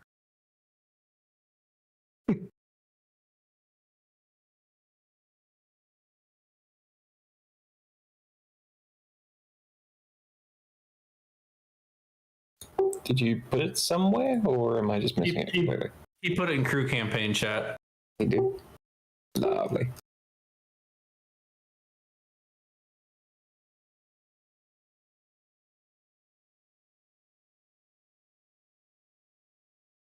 Okay, so that's in the next country over. So if you want, if you've got it open, you could put it in the personal goals at the top of the notes.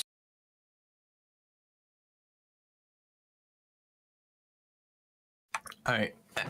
She kind of counts all this, and she's like, this will be about 120 gold in total. All of this? For all of this. Interesting. In that case, do you have anything that could, I don't know, be used in the advancement of necrotic acts? Oh, getting into that kind of magic? No, you misunderstand. I just wish to empower. I do not wish to provoke. What kind of necrotic kind of stuff are you trying to get to? I hold out my bag of holding and open it up and stick a finger in and start pulling out a little bit of the slime that's inside. Ah. Interesting. Okay. And she instantly looks at you. Pulls out, still looking at you, but then, reaches under the cabinet. Pulls out a box. And unlocks the box with a key. And opens it up and takes out this tiny little vial that it was laying down in the box, because she opens up fully, and this box is kind of it was like a cigar box, very small, very worn looking, It looks, and it's a vial of a very similar black goo that you recognize that is from your pouch. I see that you've come across this before. Would you be able to give me some information as to what it is and how to control it?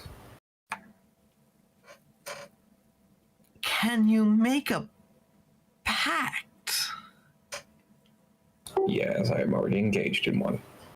with a blood witch? With that particular one, I know of one.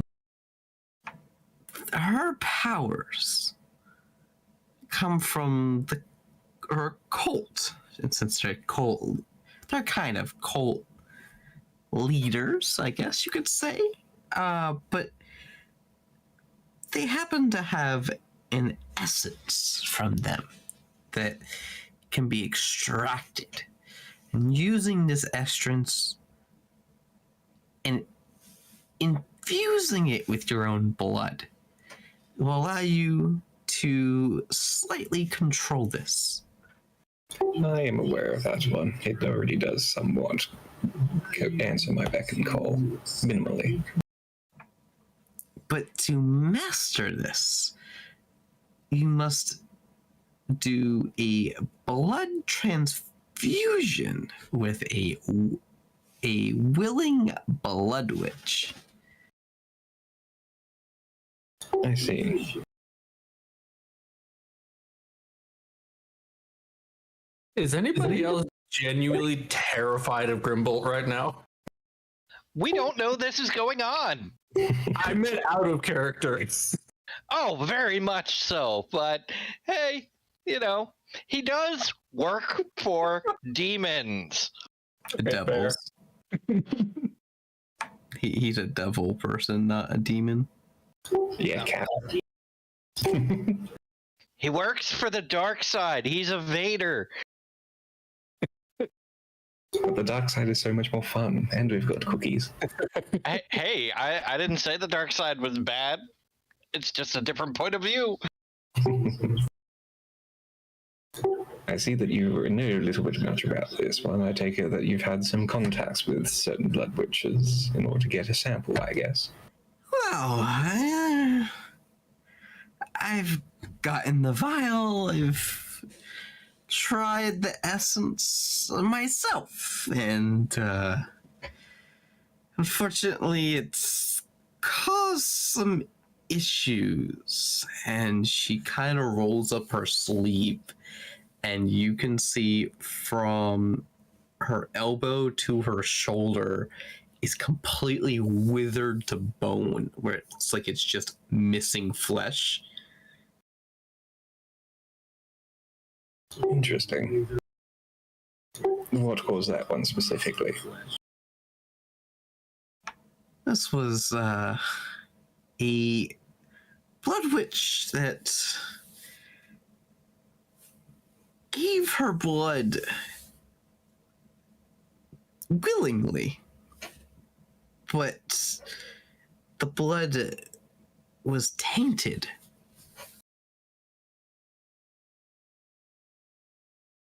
Mic on.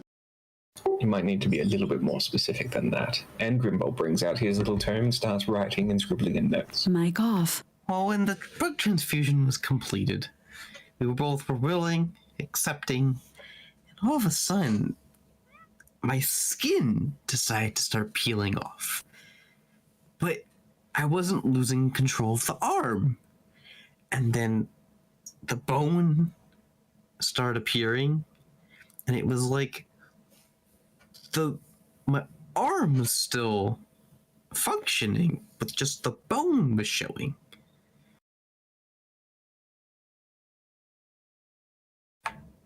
And the blood, for some reason, is transferred through the bone now.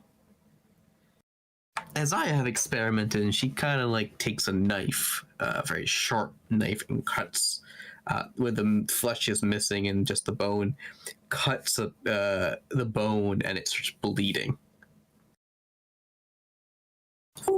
Interesting amalgamation. And then, of course, she kind of like holds it until it kind of like stops. It's very delicate work, and I'm not sure how to reverse it. But I've been just like studying how to get this completed. Please do let me know if you come across it. It's something I am interested in and to manipulate as well. I definitely will. Didn't know there was another person who wanted to meet a blood witch. I wouldn't say wants to meet, but wants to learn from. Oh, they are special kind of witches.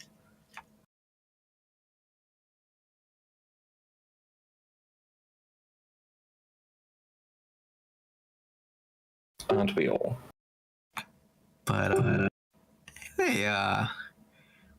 they definitely enjoy a lot of cursed magic. Wonderful, I've got that in abundance. I'd be interested to see what they think of it. Oh, did we get everything on the list, by the way? Yes, you have. Wonderful. Give me one moment.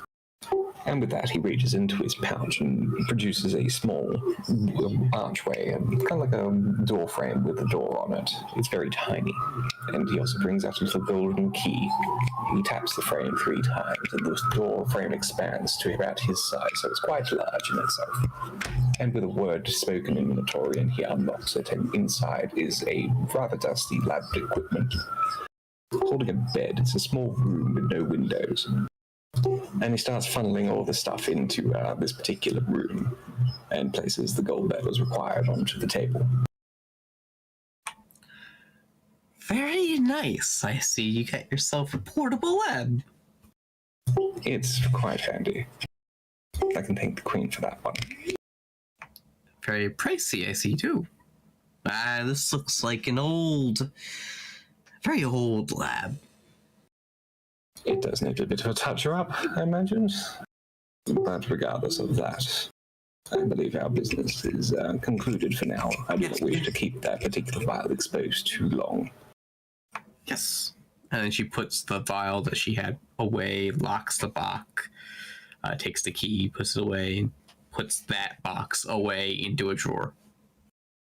And Grimbold closes the door, taps it with the other side of the key, like the head side of it, which reduces the size back down to its minuscule component, and he pops it back into his pouch. I do believe my components should be finished with what they've been needing. I hope they actually picked up some food. I kind of am a little bit famished now. My name is Grimbold, by the way, and yours?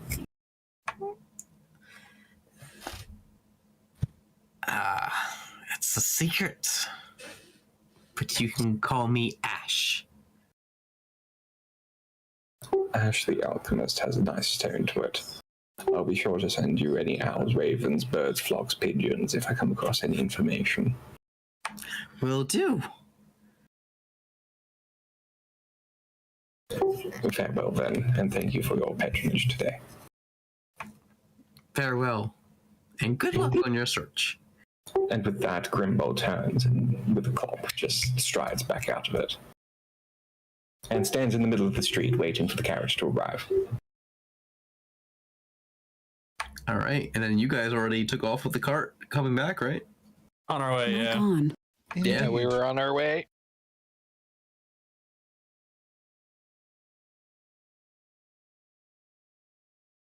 All right.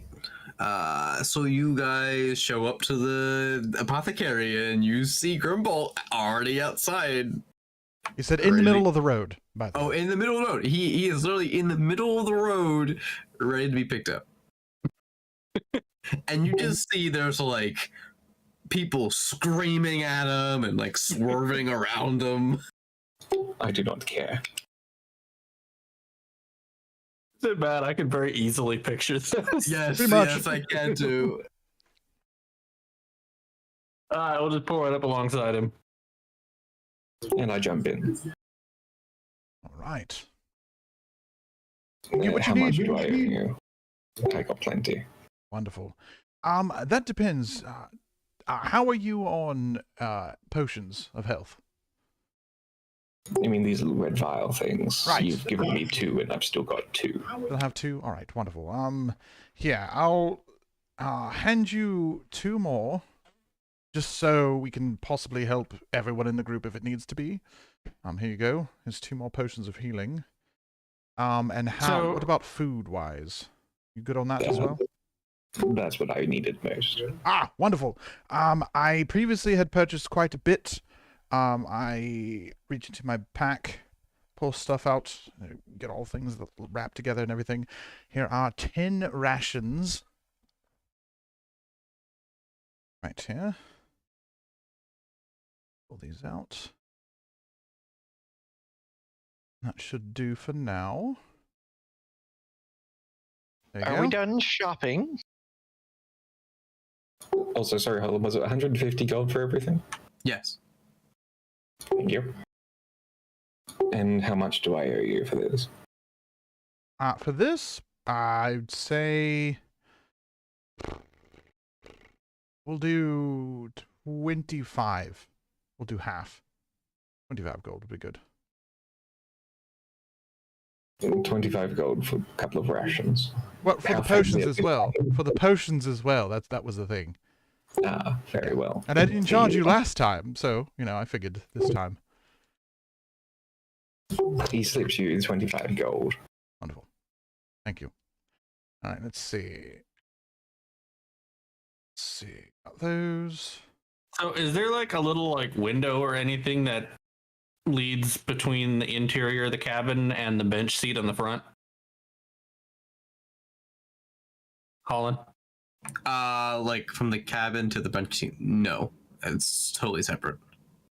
Okay.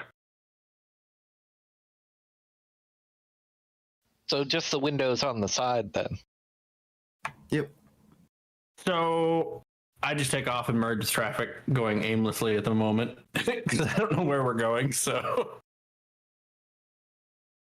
Okay. how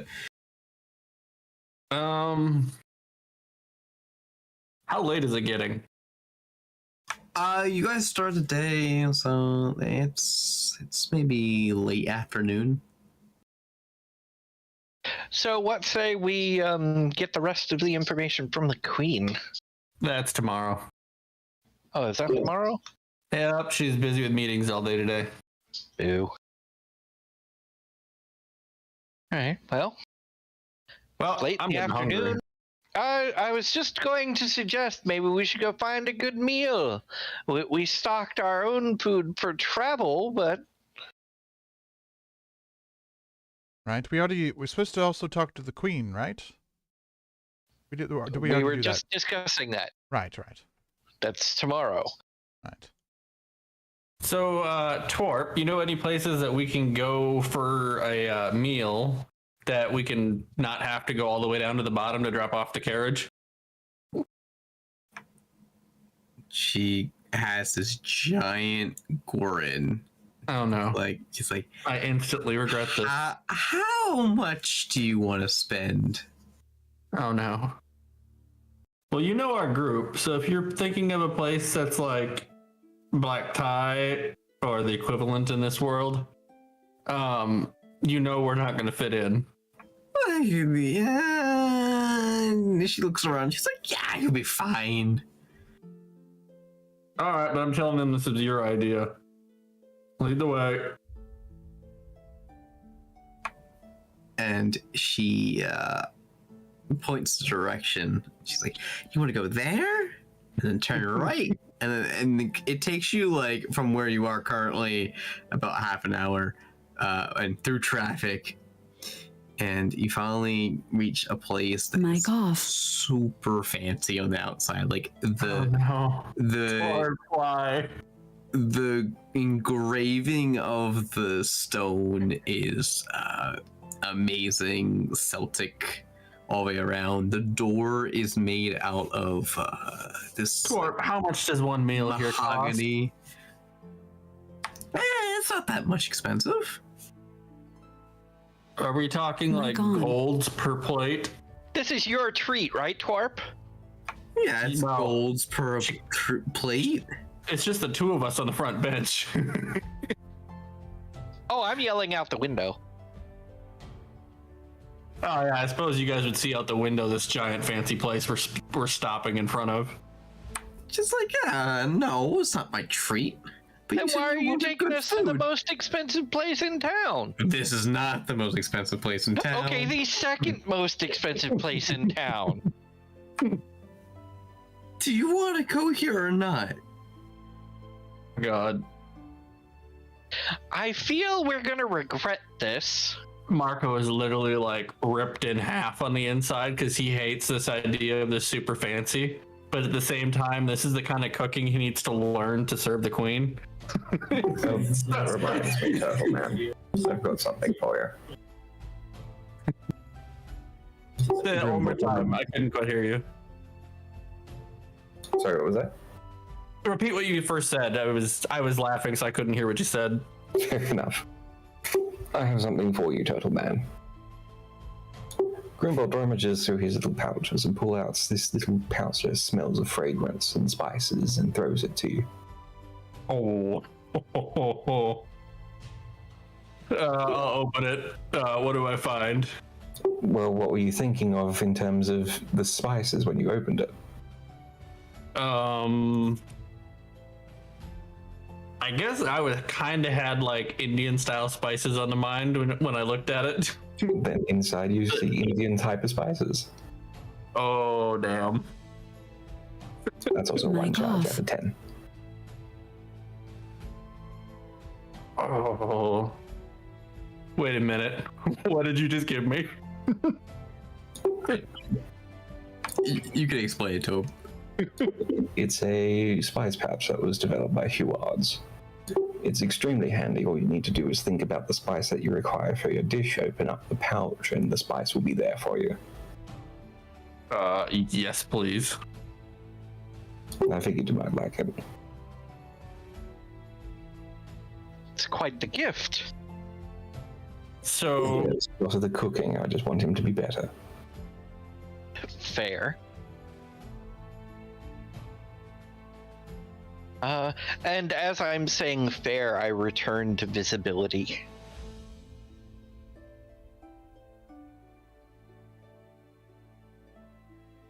Okay. So we're eating Kieran, I guess. yep, this was Torp's idea, but here, seeing as how you're the only other person that does any melee fighting, or doesn't die in melee fighting. Excuse me. Are you nearby when I'm talking to him? Yes, I just turned visible right next to it. I'm not like saying it super loud. But anyways, so I think Galen bought some supplies for you, but here, and I hand him a pouch. Oh, is this And- Christmas, as they call it?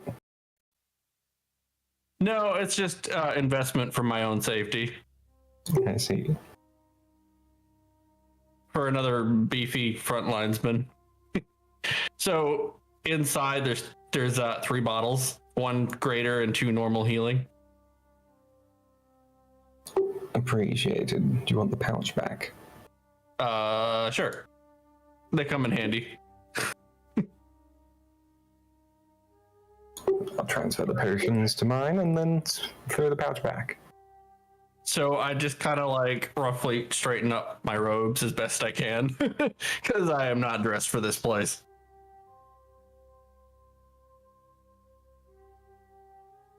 Oh, Twarp. So she exits the carriage, and there's a person who, a gnome that comes down, kind of like dressed in like a vest and like a waiter would typical on one of these places would be. What is Twarp wearing? When she exits, she turns off her disguise and is now in her normal queen robes. I'm just going to, Oh my god. casually walk up Mic to on. her Hold on. and Marco stand wears with her. general brown like monk robes. Hey, I'm basically wearing a ninja outfit, so. Yeah, pretty much. You wear a ninja outfit. The only thing that's missing are like the boots, because cat feet. And obviously I don't wear like the hood and mask. Don't you look adorable? And she looks at you all, and she's like, "Yeah, you'll be fine." Says the queen. You have no sense of royalty, do you? She No. never did. And to be fair, I don't look too shabby. Still wearing Well, I my mean, fancy robes. While Mic everyone's off. admiring themselves, Grimbold's just going to walk through the front door. I will follow. Yeah, so basically a gnome comes out and gets up on the reins and moves your cart up to like basically a parking spot. Valet. What do I see as I enter?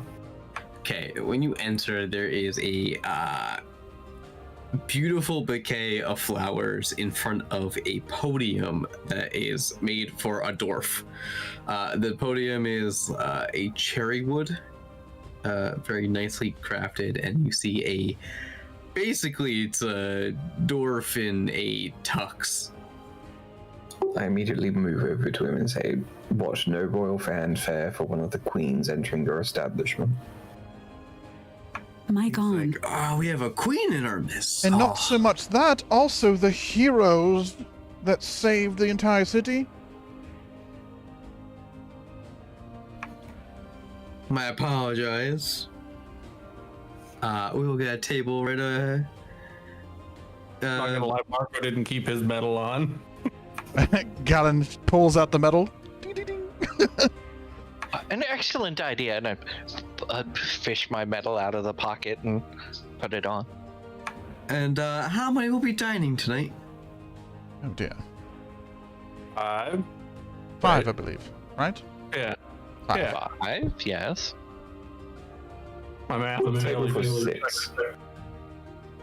Fair. Yeah, we should probably make that a table for 6 or 7. Table for 6 or 7.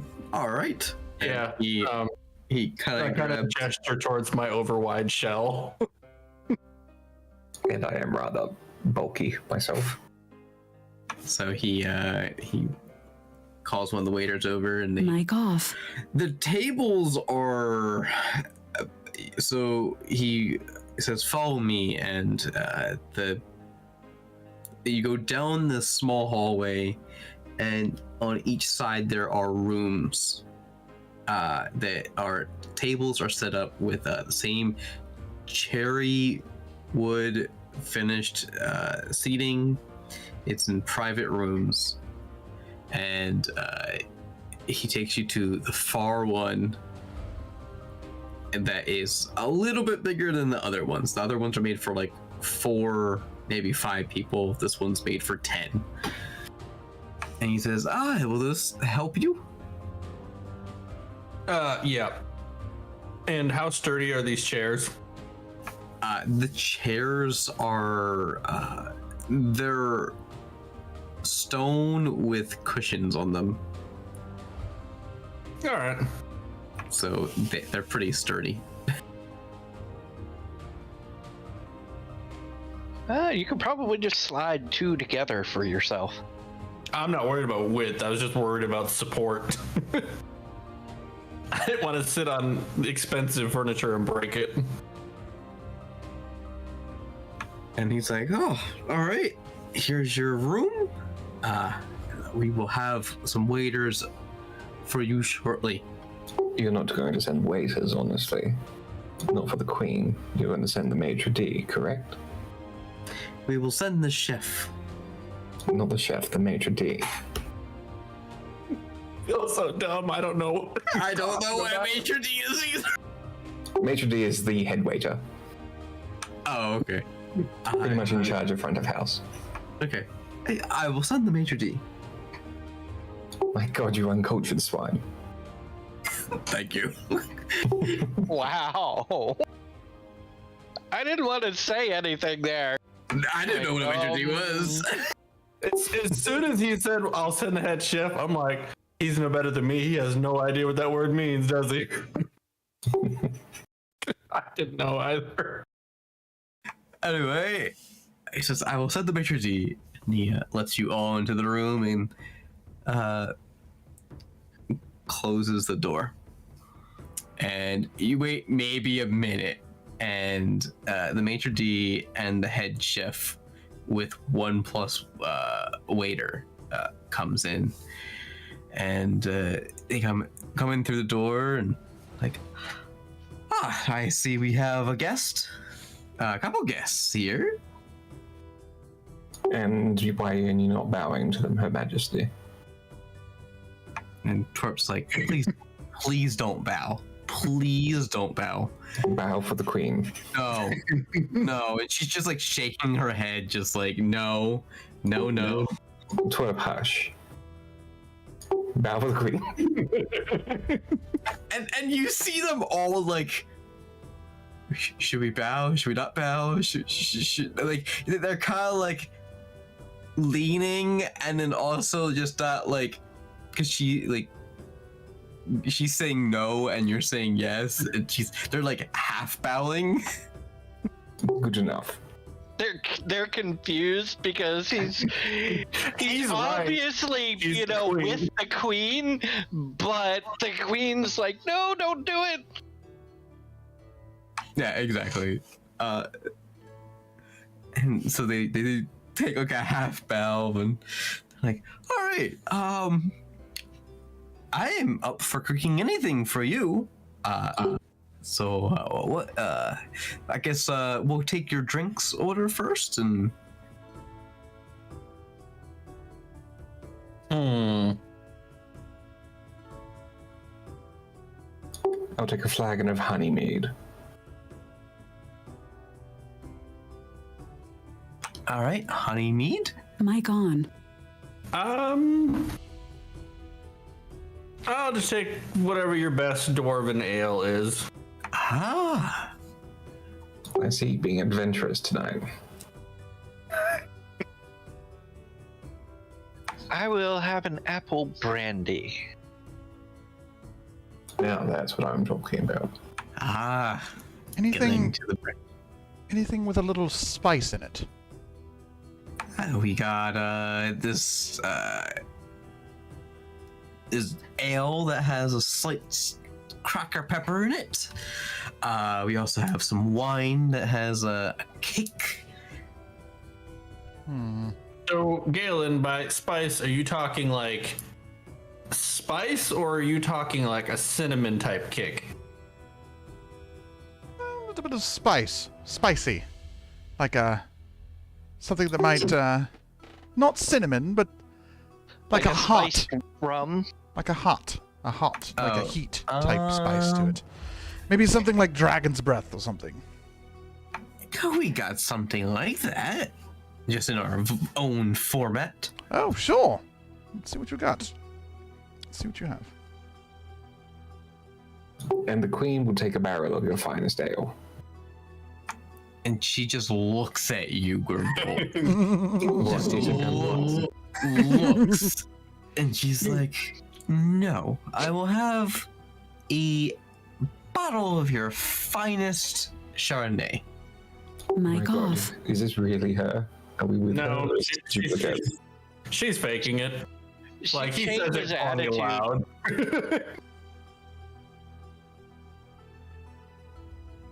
It's like we don't even know you anymore.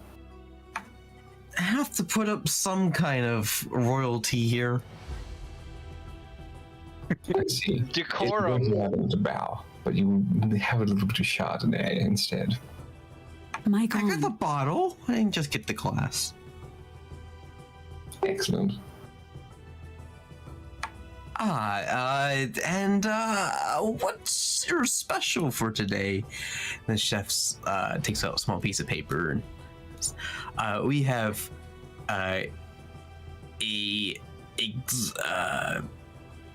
cooked griffin meat over a honey glaze I'm sorry, are you the head chef?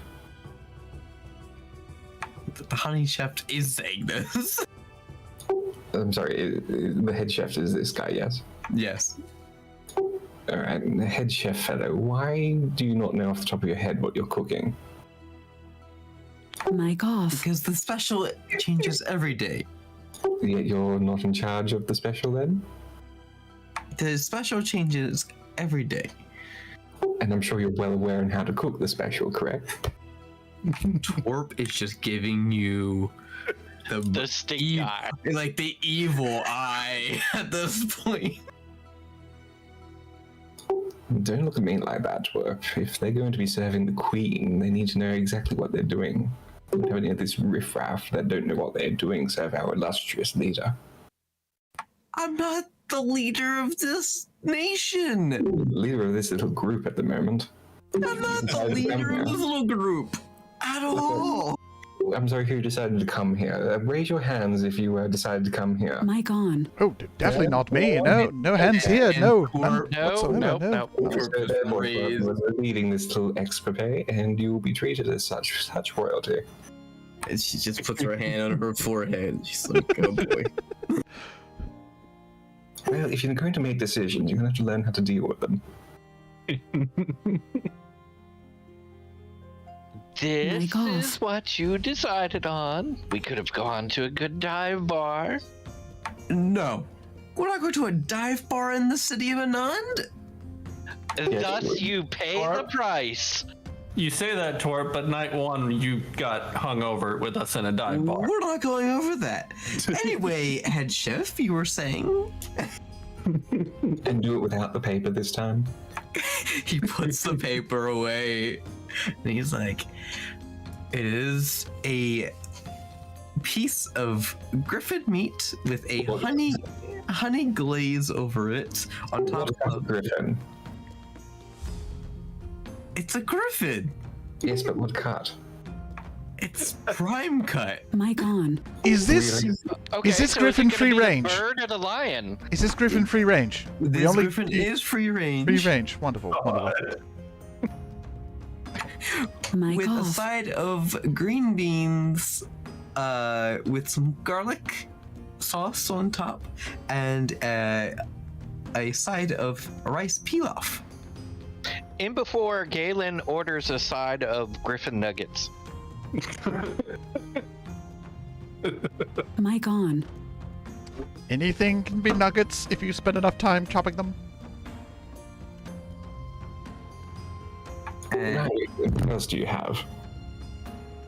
well, we have all kinds of exotic meats.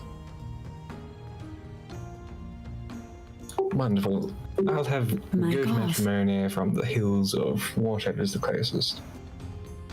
Matrimony? Yes. Okay. I want those goats to be married together. You want goats to be okay.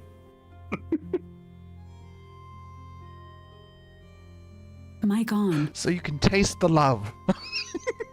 Mic Do you off. want the goats cooked or alive when you receive them?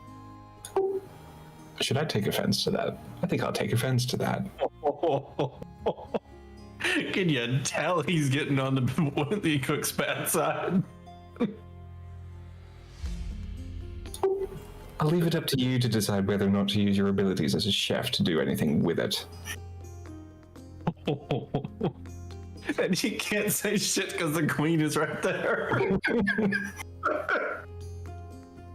The twerp at this time is just both hands over her face, Glowing red. like just like these idiots. Oh, it already did a double roll. Okay.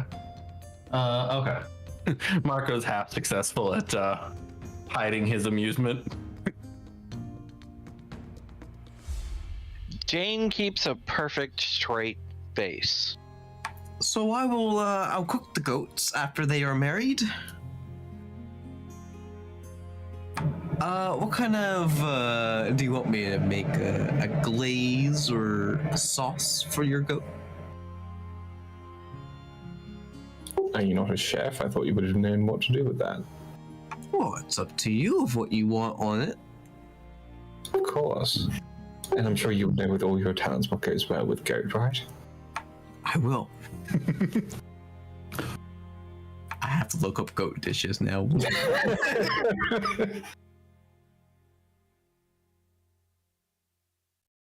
Because I actually don't eat goats. I have no idea what's in a goat. Goat? Mic on. Well, besides what you put in a goat. I mean, imagine whatever it ate for lunch. But yes, that's me. You can take the rest of the orders.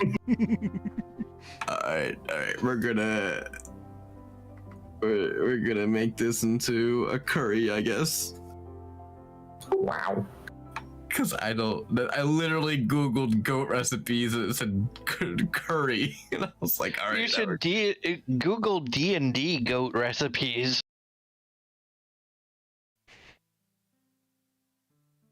Or, look up roasted goat, perhaps. If you really want to get into it, I mean, like... No, he's fancy. It can't be roasted. It has to be braised. It's a here we go. fancy Restaurant. Goat's legs, probably freshly killed, cooked slowly over an oven fire, good served with mushrooms.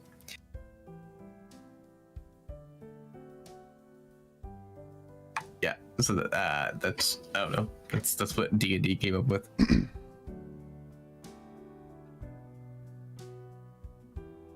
Well, take the rest of their orders. Don't stand there gawping.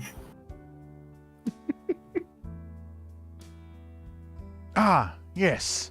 Let's see. What can I think of here? I would like some of that wonderful free-range griffin you were speaking of, but prepared specially, where you get the breast or whatever, and you kind of basically I want griffin waffles. Griffin, and like the chef's just like, all right. Yes, griffin waffles with maybe a little bit of mashed potatoes along the side as like a thing. I'm feeling adventurous. I've never had, I've heard of a chicken waffle, but never a griffin waffle. So I want let's see what you come up with. I would love to see it. So, do you want gravy on the mash? Yes, on the mash, yes, please. A little bit of gravy, maybe some sweet corn along the side as well. Okay. And it's up to you what kind of glaze goes on top of the griffin waffles. Hmm.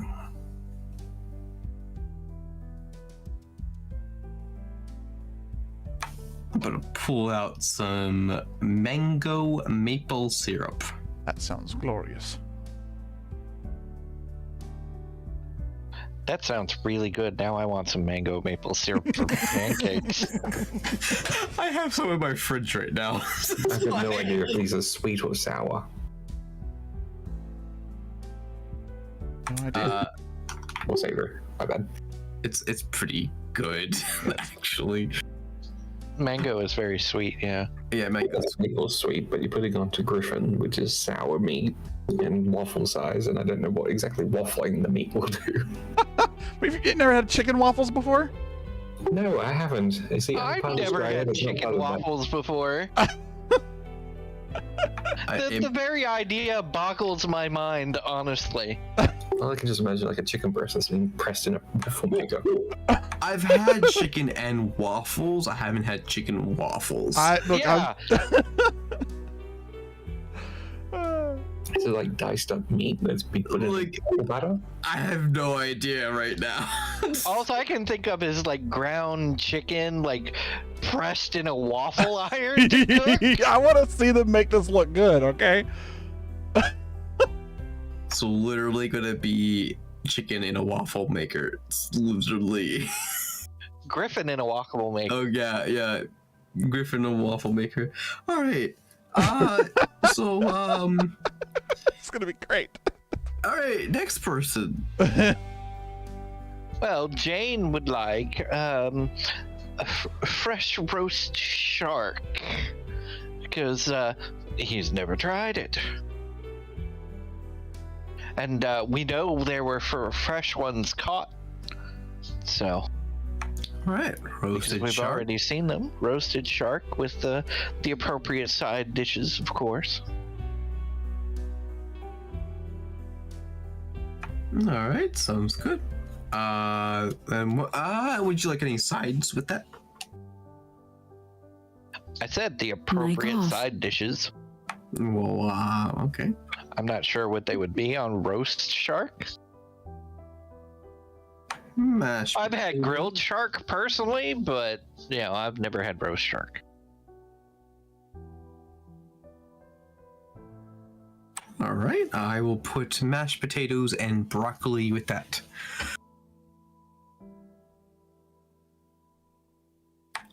So we have so far, we have 1 order, 2 order, 3 order. I think we're missing Oh, more. Torp and I haven't ordered yet. Yeah, so, and then we have 1, 2, 3, 4, 5. Yeah, we only have 5 drink orders too. So that's all 5. Yeah, okay, yeah. Yeah, it's all the drink orders. You're just missing 2 food orders. Yep, so next food order. Oh, look at Torp. You want to go first, or do you want me to? She just shrugs. You can go. She's defeated at this point.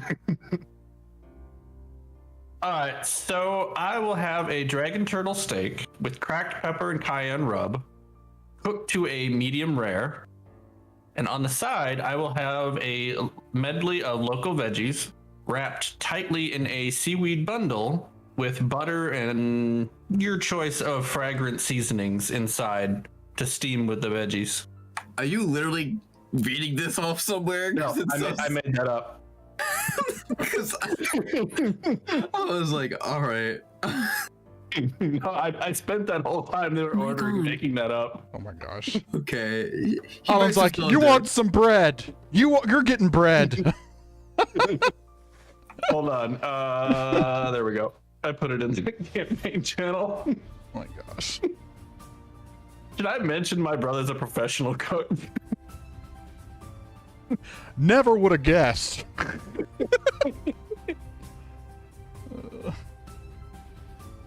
And he kind of just looks at you and sees what he wrote down. And he's like,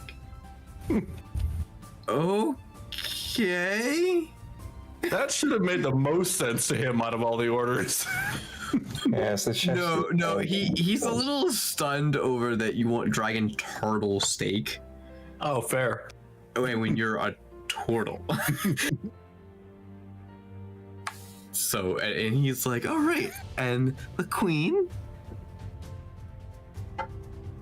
she kind Mic of off. just looks over and she's like, that special sounds nice.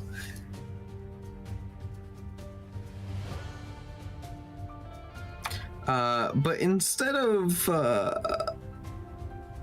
any of the sides, I'd like a salad. And no onions.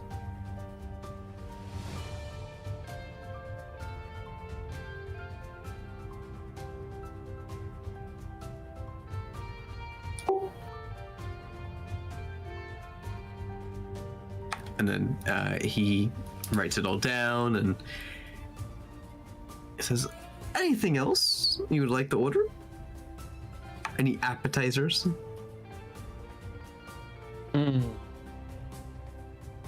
Mic on. I'm good. A plate of hors d'oeuvres to share. Plate of How about this? How about you take 4 waffles, rip them up into small pieces, and then a order of a mildly spicy cheese dip. All right. Oh my god, are we going to a restaurant or to a fancy American cafe?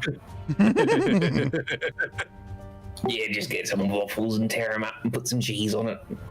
Delicacy. I put in my fancy order. Don't forget there's peanut shells on the floor everywhere. Wait, we don't order griffin fingers? Wow. No, those are chopped up and put in my waffle.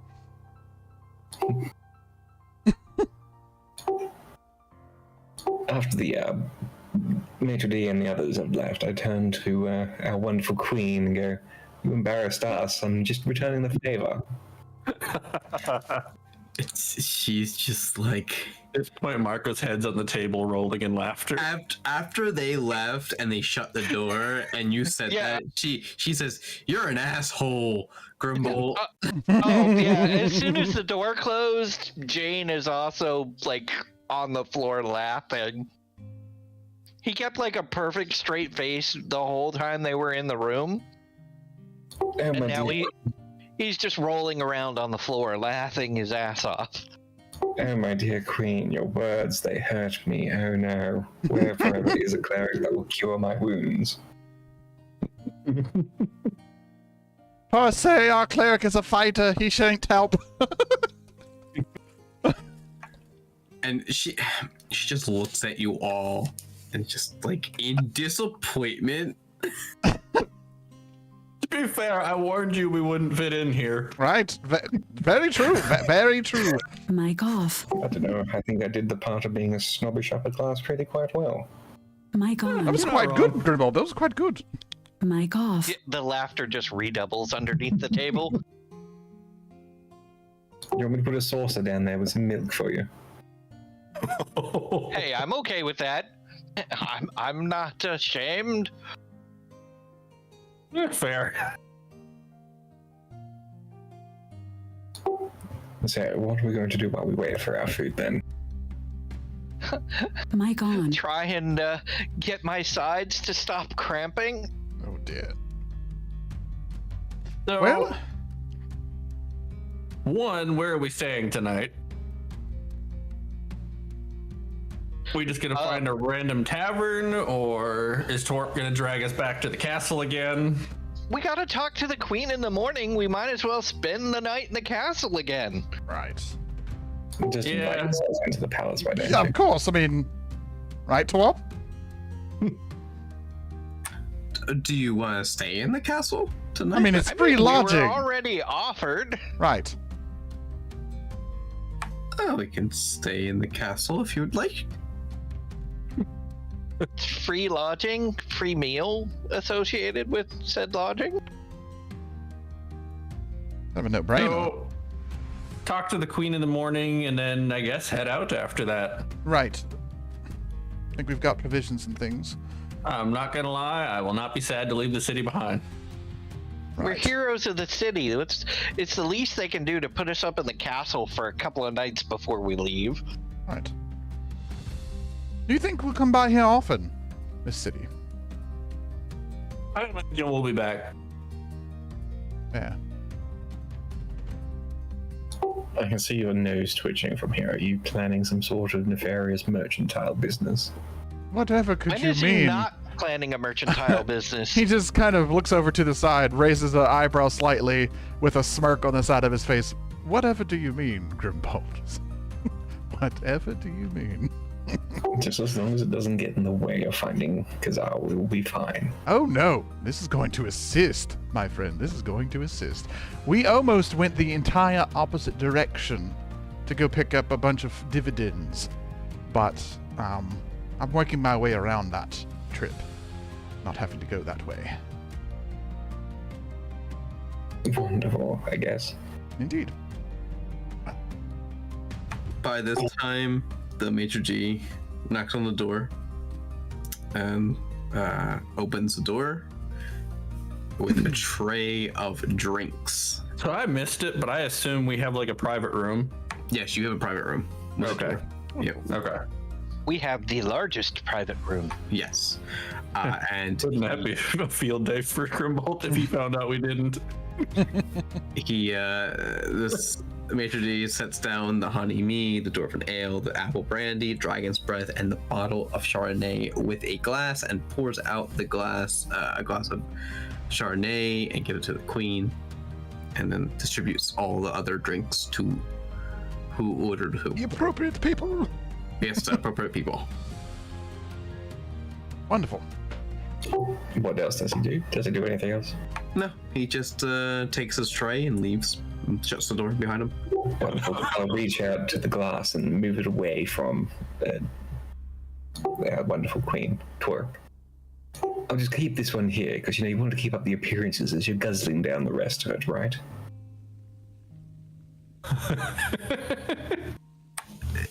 She's like, no, I'm not getting drunk tonight.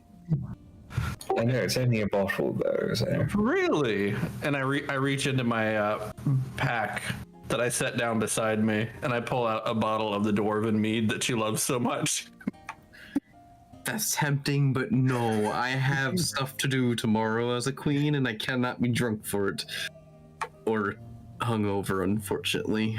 That's exactly why I'm putting this little glass around there, so they can have the visual image that you're taking your time with your drink and not slowly noticing that the bottle is getting lighter. I slip it back into my bag.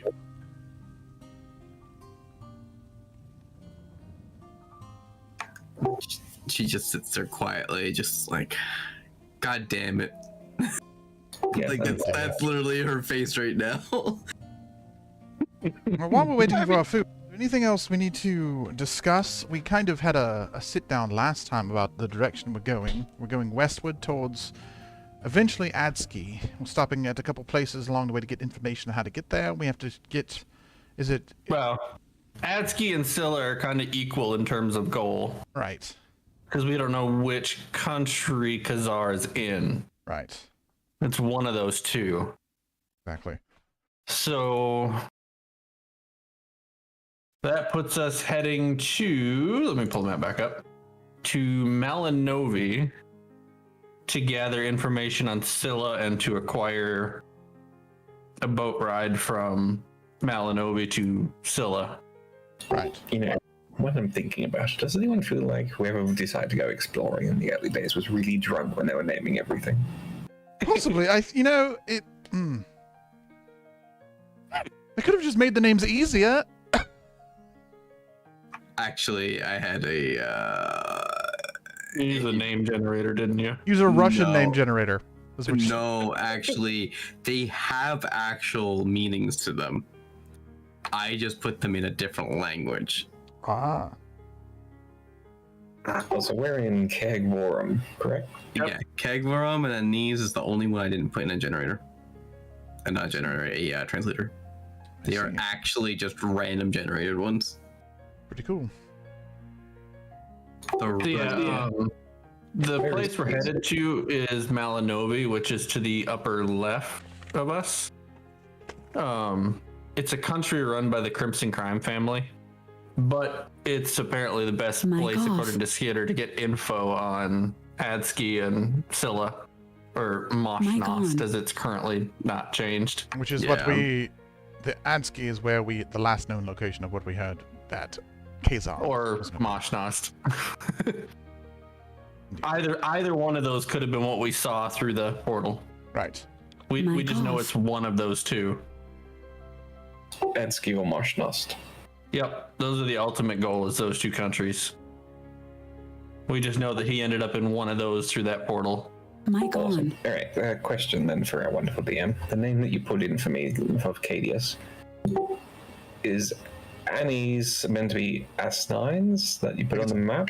Yes. I think. Yes. As nines. Yeah, is it on the map? So, yeah, I saw it as it's As9s. to the Yeah. west. It's Yeah, the first country we're gonna have to pass through. yeah, that's correct. Just making sure I'm not looking all over this map for this tiny little thing that says Asni somewhere. Yeah. No, it's literally there. It's there. Spelled As9s. Which, as of yet, we don't know that you have somewhere to go.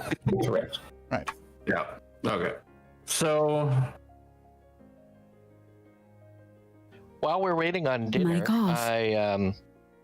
I check on the egg in my backpack Okay. because I imagine it's a fairly good-sized egg. It's not like a hen It egg. is. It's like, I don't know, maybe it's like a dragon egg size or something like that. Maybe not a dragon, but It's maybe at the size of Barely. an ostrich egg. yeah, that's what I was figuring. That's Something pretty about good Mic size. on. That is a Yeah. large egg. It is white.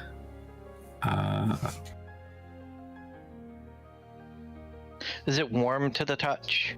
No. Was it warm to the touch when I took it out of the box? Yes. Well, Oh, no. in that case, I'm going to, pad it and keep my damped tinderbox, which has a damped coal, next to it to help keep it warm. Okay. Are you going to try to identify the egg? Yes. Okay. Do a investigation check. Sorry, what was the name of the city we're in at the moment? Anon. Thank you. So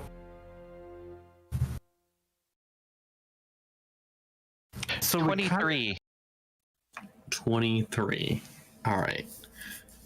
It is a griffin egg. Yes, I'm definitely keeping it warm and cozy and.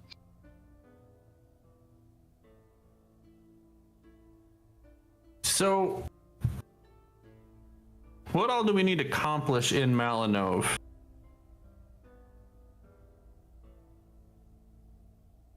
So, we need what? Info on the demon and devil countries. Or wait, hold on. Are they separate things or both of them demon countries? Malinovi is a Not Malinove, Adski and Scylla. Adski. So Scylla, I can tell you right now, is not a demon country. Adski is a demon country. Okay. What's Scylla? Because you said that was the other possibility that could have been seen through the portal. Scylla is... Where's my notes?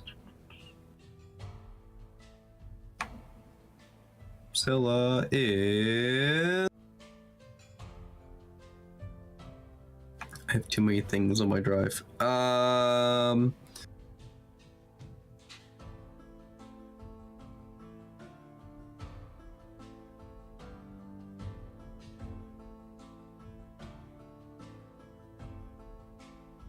Mic off.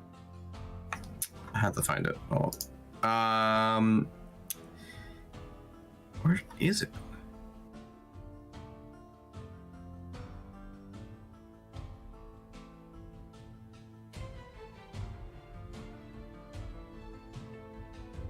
Found it.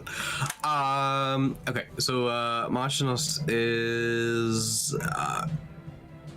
make a history check. See if you remember.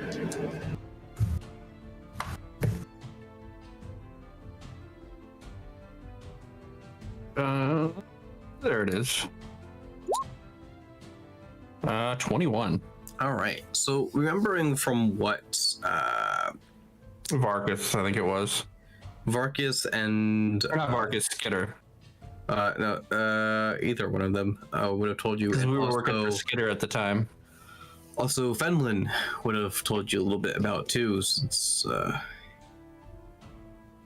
he came originally from there. So it's a large nation broken into small monarchies that have 5 different sections to it, and they are constantly in war with each other, and the one that borders Atski is always at war with Atski with the other 2 that are bordering it. So, do they have similar climates? Or No, so Mashkanas, or Scylla it's called, is it's more of a colder region because it's farther north. But Atski was more of a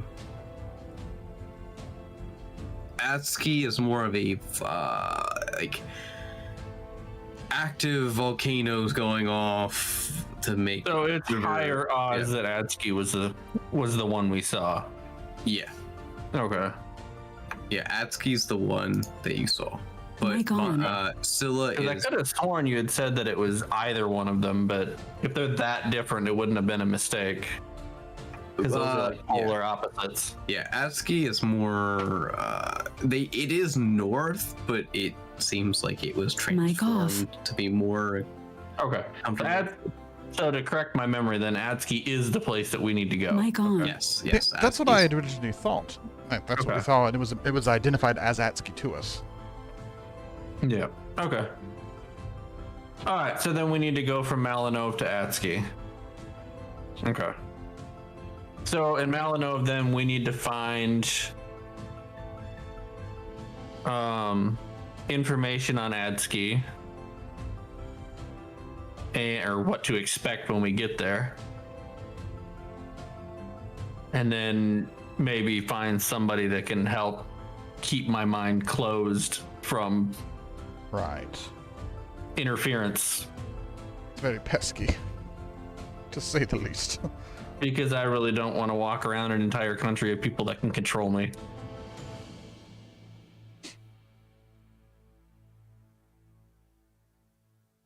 So you're going through Anise or S9s. Yeah, so we'll be heading northwest through Anines, S9s to Malinov, where we'll do the research on Atsuki, and then Mic off.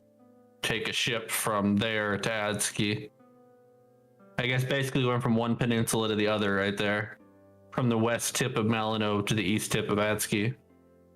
Unless we learn that that's a bad idea by the time we get there, but...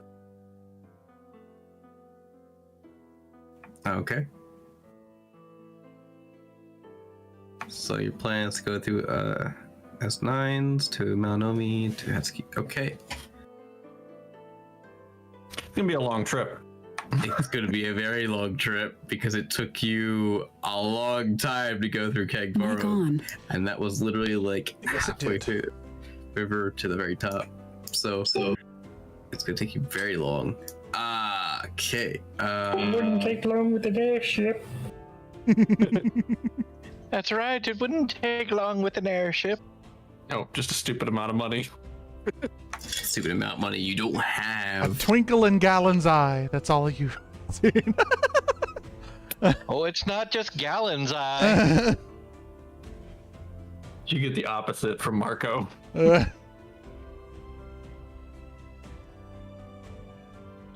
Mic off. All right. So by the time you guys are talking everything, you hear another knock on the door. And is the head waiter again with a couple other waiters and the chef. The chef brings in the queen's meal and puts it in front of her first. And then the rest of them come in and set the platter for each person in front of them. And all at the same time, they take off the silver lid.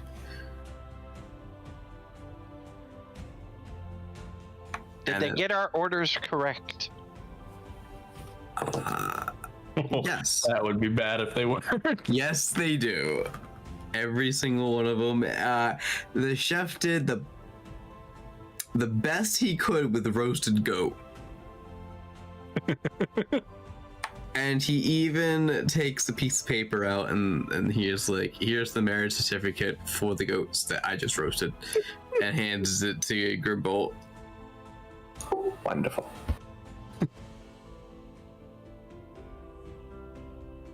I bet even that little action on. mortified the queen. So you would call that marinated? Oh my god.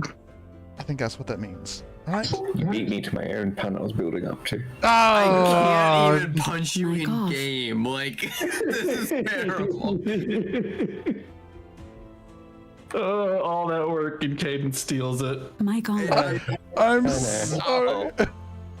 I'm used to punching Caden in Aramore. It's so much easier. Oh dear. But yeah, and then they all leave and shut the door behind them. They might be nice, fine silverware and everything, but Grimbold just ignores them and starts munching into them. Okay. So you start munching it and everything. all your meals are delicious. Like probably, and even Marco standards, like your standards are pretty high, and this like overtops it. I would also point out that this is probably the first time I can recall that I've ever taken my mask off.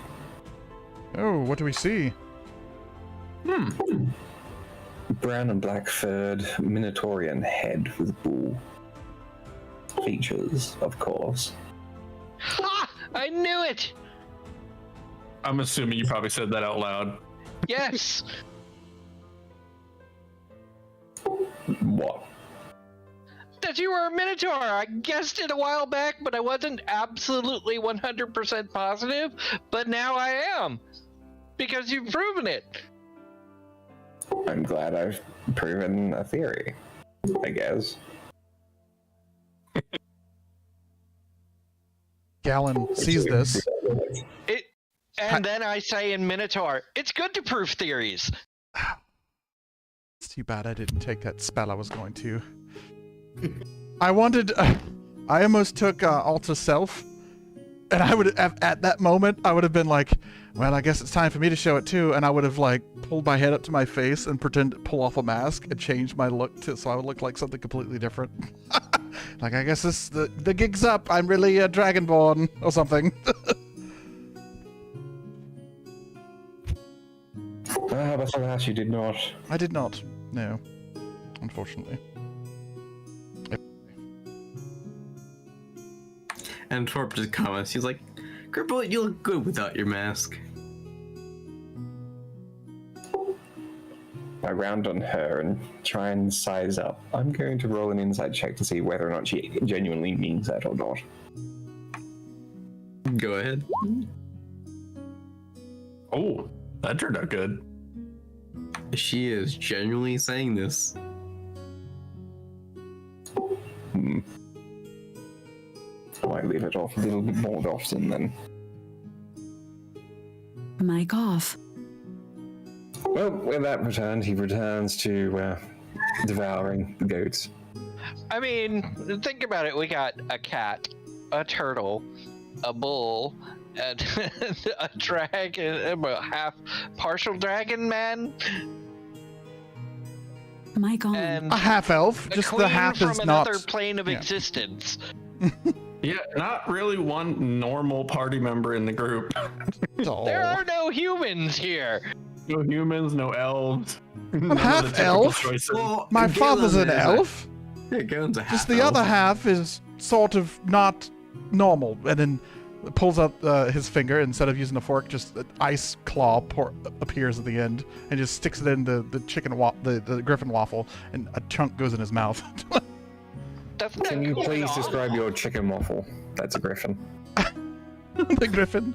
No, I didn't prepare it. What does it look like? What does the? Yes, what did the griffin waffle come out like? It is literally a piece of griffin meat slammed into a waffle maker and seared from both ends into a griffin waffle. There's no waffle at all. There's literally no waffle at all. Got like the waffle pattern on the top. It's just not indented at all. It's like the girl pattern of the waffle iron. Works for me. I mean, I just wanted to see what they did. Tastes great though. This glaze is on point.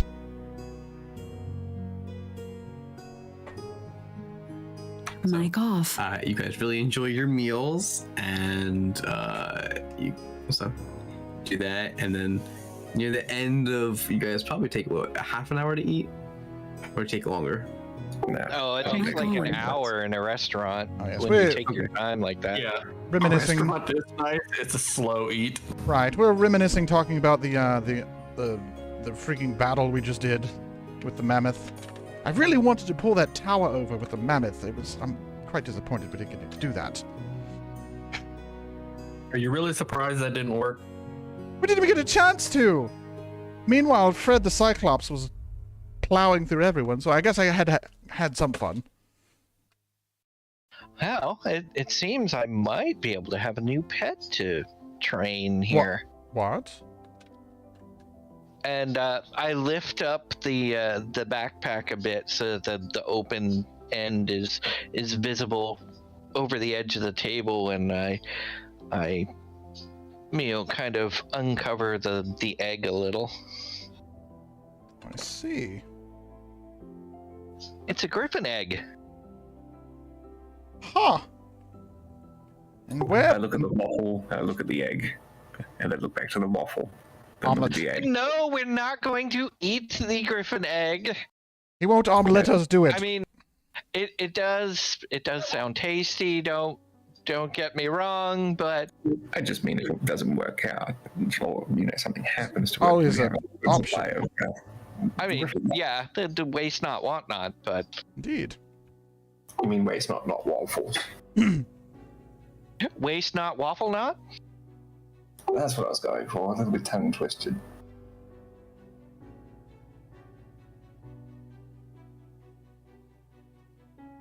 Yeah, so, I mean, from what I've heard, these things are incredibly loyal when they're trained. Also, if I can't have an airship. I mean, you realize that's going to take years. Yes, I'm aware. But, so is our trip, probably. So, are you planning on leaving that egg here or taking it with? Well, until it hatches, I will keep an eye out for a proper trainer that I can leave it with, as well as enough money for caretaking.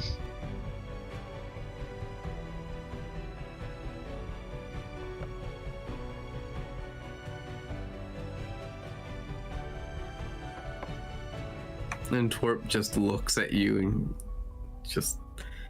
You know of a trainer? They're expensive. Have you So seen is us? everything else in this city. And where are we eating right now?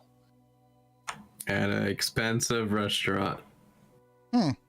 I'm still worried about this bill. Imagine that, Your Majesty.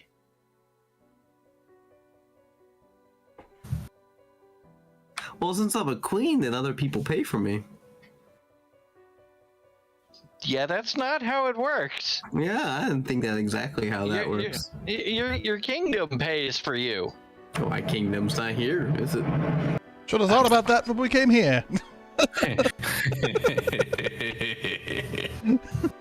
Galen leans, or Marco leans over to Galen. Think we can get away with a free meal if we tell him the queen forgot her money? Oh dear.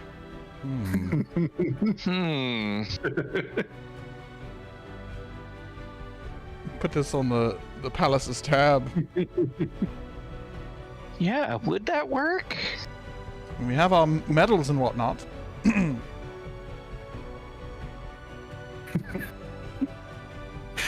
Oh, this is not going to end well. We were talking about a discount, were we? I mean, free is pretty big discount for saving the city.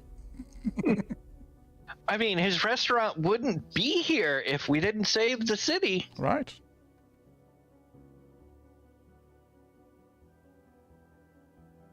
She's like, it's not gonna happen.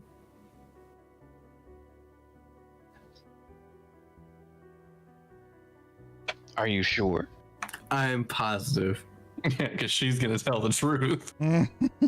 Mic off. Does anybody have a silence spell? I have a sleep spell. Why are we trying to do this? We're too close to the palace. It become way too much. We're just messing with her. I Marco mean, looks in really, his bag to make sure he's got the components. what other group of people do you know would be able to mess with a queen deliberately? Mic I on. would have no idea. That's fair. Yeah. Mic off.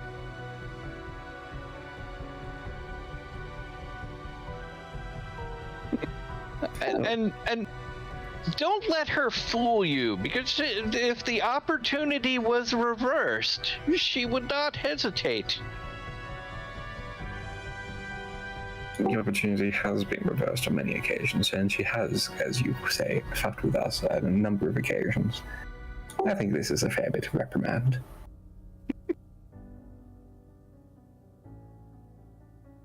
Isn't that right, Your Majesty? Oh my god. She's just like,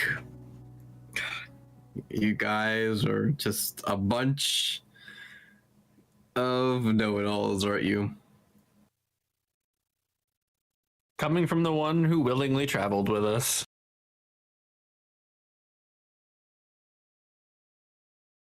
But anyway, shall we? So you found out where you're going next. You're going to As9's. Mic on. Well, speaking Yep. of, are you going to continue to travel with us, or are you staying here in the city? Yeah, she said she was staying.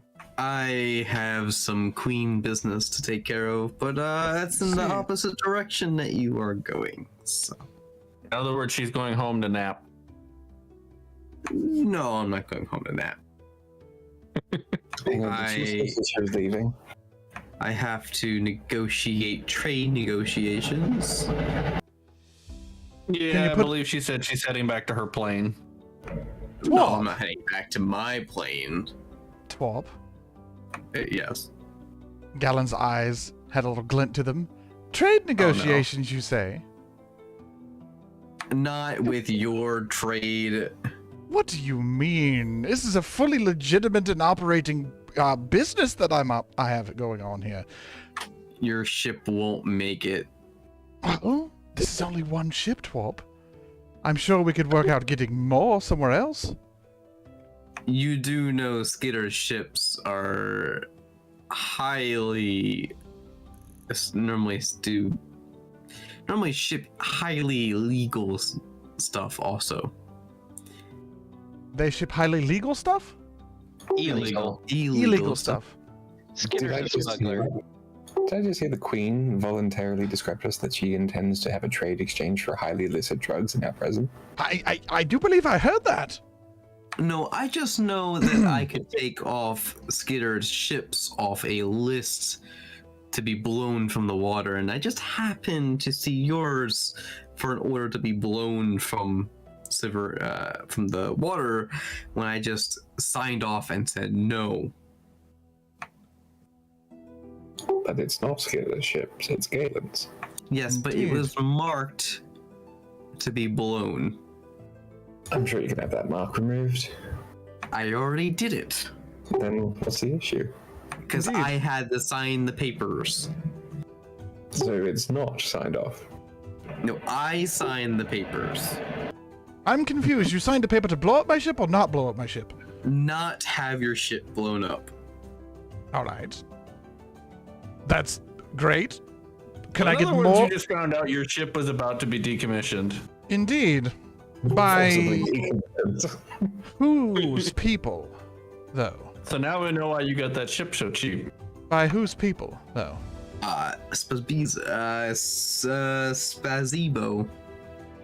And you signed off on it? Is that your realm? Not my realm, but I marked off that it was not sending illegal goods. In other words, she vouched for your ship. I see. Unless you want me to revoke that order, and then I'll just send No. it off. I think you're getting the wrong idea here. I'm actually trying to further and do more. I have money. That's the thing. To be fair, he is trying to run a legitimate business. Exactly. He is The not stuff I'm being a smuggler Yes. like Skinner. The stuff I'm shipping is not illegal. It's just trade goods. Yes, but the history of the ship was. I changed the name. You can still see the crew. Fair, but the name of the ship and all the ledgers are changed. You also don't know what your ship is running. Yeah. I did request just trade goods and things. So For all you know, Skitter could still be using it for illegal means. that's on him though. And if Galen finds that out, that's It's actually on you. You left it to him, so. well. If Galen finds out, and he's saying this to Twarp, if I find out that Skitter is using my ship for ne'er-do-well means, When I paid that much money for the situation to go down, Skitter is going to be in some trouble. Ooh. Good luck. That's what I'm gonna say. Gallen's So, family is After pretty finishing my well off. my mug of ale, I just crack my mead bottle and refill it. Indeed. I may... I just leave it on the table. Indeed. I may not look like it, but I am more connected than I might seem. Skitter gets his ways. That's fine. So do I. I think she's trying to nicely tell you to fuck off. I don't know why she brought this up. I was trying to do a legitimate thing, and now fine, whatever, Twarp. Your ship will not make it past the country I applied had it not be destroyed at. Aren't you And from yet- another realm? Or Exactly. another plane? That's what, Yes, exactly. but I still provide services on this plane. Doesn't Wait, mean we don't Queen that have provides services? not services, but I still provide diplomatic solutions. Go falls on this over in plane. laughter. We also have transportation through planes. What was your plan again? My plane? She didn't say. No. So, God damn it! Shut up! Oh shit! I shouldn't have said that. You really shouldn't. Just let it play. she has an interplanetary trade company. I almost had him. I know. I realized it after I said it. And I'm like, oh, he was probably trying to trick Collins. I guess you'll never know about my plane. Damn it! I fucked No, up that's all I on that. wanted. Oh well, I still got away with calling the queen a prostitute. I see That how it you is, know. Twarp. I tried to talk about a legitimate trade opportunity, not with that ship, but with a different one, and I am not buying you a new ship. Galen, she's met you and traveled with you. She doesn't trust you. that's fine. I don't trust her now either.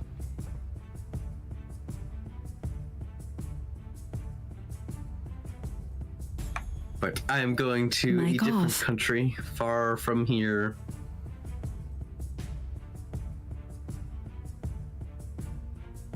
Well, in case this is the last night we see you, I still wish you safe travels and all that. No, thank you. I will have 0 fun while I'm on my travel. Of course, Your Majesty. Well, maybe a little fun. I know there's a great gambling ring over there. Uh-huh. And And now the truth comes out. there's a couple princesses that owe me a Uh-huh. game. Uh-huh. She's totally not going there to, have a gambling vacation. Mm-hmm. Sure, we're not gambling. We're just playing a game for money. And services. This meat has been delicious and all that. Oh, I forgot. You guys want dessert, right? Then you can clearly see his face. Grimbold's eyes are twitching rather violently. Uh-oh. Oh. Dessert. Of course. And so, she finds, she gets up and rings a little bell in the room. And the chef and the head waiter comes in and knocks on the door first, and then comes in and says, "Ah, you called?" Waffles! Waffles, okay. And then she looks around and I'm gonna guess you guys are done with your platters. Yeah, mine's Yeah. empty. And so the maitre d' comes around and asks if you are finished, and if you say yes, they take your platter. Yeah, I'm definitely finished. Mic on. Oh yeah, my plate is clean. Yes, Indeed. waffle. My waffle. Want waffle? Give me waffle. Waffle. Yep. And then the chef is like, "Oh, would you like anything for Waffle. dessert?" Waffle. Okay, I got your waffles. Okay. Can you grab some extra waffles to go as well? Extra waffles, okay? I look at Grimble. We'll throw them in the cooler or in the ice box. I'll be happy with a chilled bowl of cream. All right.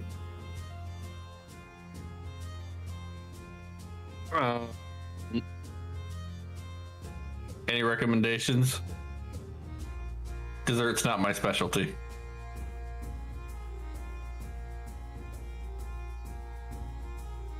We One got second, he's just googling desserts.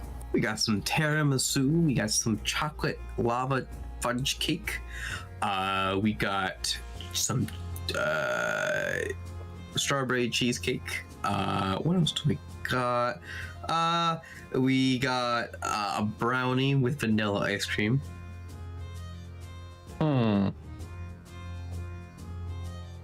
We got creme brulee.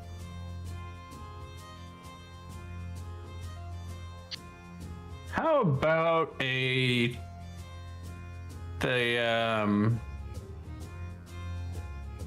what's the name of it?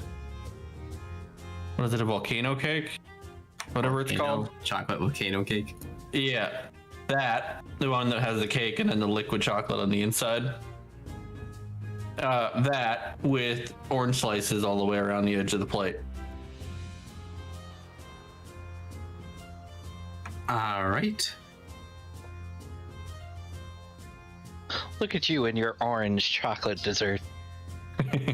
So we got waffles with extra waffles, cream that is chilled. We got chocolate volcano cake with orange slices. Anything else? I'm fine, thank you. And Twerp just like, Mic off. I'll have the same thing he's having and points to Marco.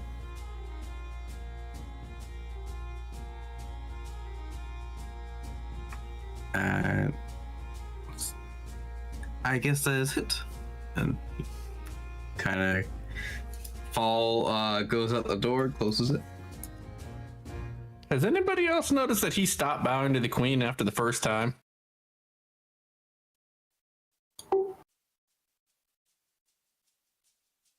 You have to do it once at the start. I mean, like, she did say no. And I didn't want to push the point too far.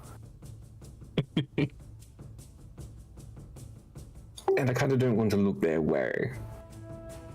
The hood only asks so much. I don't want to freak them out.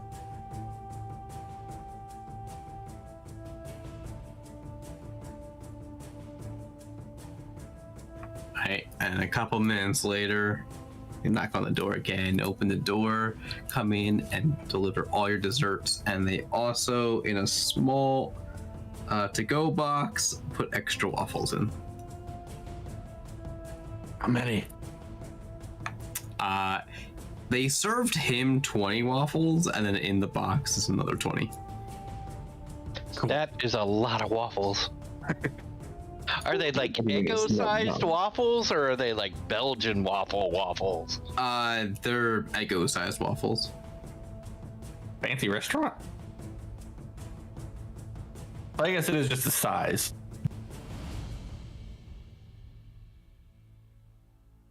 All right.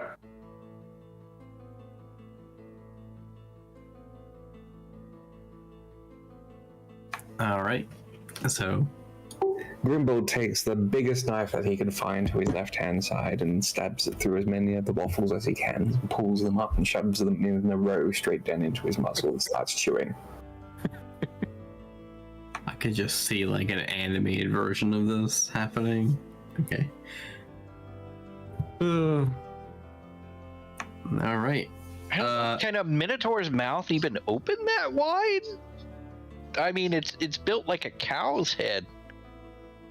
They can open their mouths pretty wide. I don't know. And he said it was in a straight line too, so it doesn't need to be that wide. I mean, like, if you think about the size and what normally a minotaur can usually eat, usually anything about the size of a small dog, we don't really need to really open up too wide. That's true. A minotaur is much larger than. Yeah. You're also talking human portions versus minotaur too, so. Yeah, that's what I was. That's what made it pop in my head. And it's more like a stack of waffle slices. Either way, the waffles disappear rather rapidly. I was just curious as to, for the proper image in my head. All right. So also fit into the medium-sized category in terms of height. Everything just seems to be larger. Yeah, like you're considered a medium, except for other things you're considered large. Damn right I am, baby. Giggity. Oh god. Giggity. Anyway, so after a couple minutes that you enjoy your dessert, the maitre d' comes in with a piece of paper and lays it on the table at the end in a nice leather booklet, and then walks back out of the room. Thank you, Your Highness. I'm sure you'll love to treat the heroes of the city. No way in my book is this happening. Wonderful. It's a good thing we're not going by your book and we're going by this little book that they put on the table. Yeah. By that book that looks like this is taken care of by the crown. Thank you very much. No, it's not being taken care of by the crown. No. Surely you can spare a little bit for us. I'll pay for my meal and my meal only. Surely mine as well. What does the bill actually say? You haven't opened it yet. I'm since I'm close to the end of the table, I will open the bill and see what the damages are. Table, aren't you? The bill? Are you ready for this? Oh no. Uh-huh. This is gonna be hundreds of gold. 615 gold pieces. Jesus. Can we get a breakdown? All right. So I'm assuming a giant chunk of that is mine. What's that? Dash and die? I imagine a good chunk of that is also mine. Well, whilst you guys decide the bill, I'm just going to meet you at the cart. Is it broken down at all? Yeah, it's broken down. I can tell you what. Okay. Do you want me to tell you what each and everything is? Okay, so what is the cost of my meal? Like per person, do it that way versus individual items. Oh god. I did it by individual item. So My god. Let's see here. Apple brandy, roast shark, and apple saucer brandy will be apple brandy's 20 gold and the roast shark is 1. That is some expensive brandy. Oh, I know mine's gonna be well over 100. I did ask for dragon turtle steak. So you asked for the Griffin special, right? So that was 60 gold. So in total, it's 80 gold. What? The Griffin special, right? That's what you ordered. No, I had the shark. No, shark. So let me. Oh, that's 70 then. Yep. 70 gold total. 70 plus 20, so it's 90 gold total. Okay. The queen had the special. That's right. The queen had the special. Okay, so I look up mine and I, set out No mine. 90 gold and then pass the leather envelope to the next person. Okay. I'm assuming Grimbolt already left. Like he said, he's gonna wait. I'm in the pretty car. sure Grimbolt left. God damn it. Alright, who's next?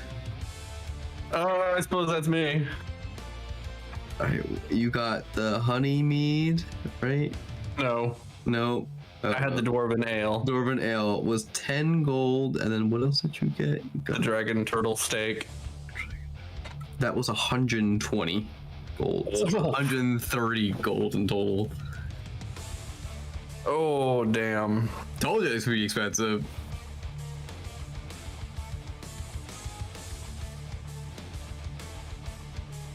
I was being nice. That's like a well. super rare meat to get, so I was like, all right, I'll be generous. All right, and how much is the person who ran away's portion? He got the goat, so it's 50 plus, and then he got Plus the marriage certificate cost, of course.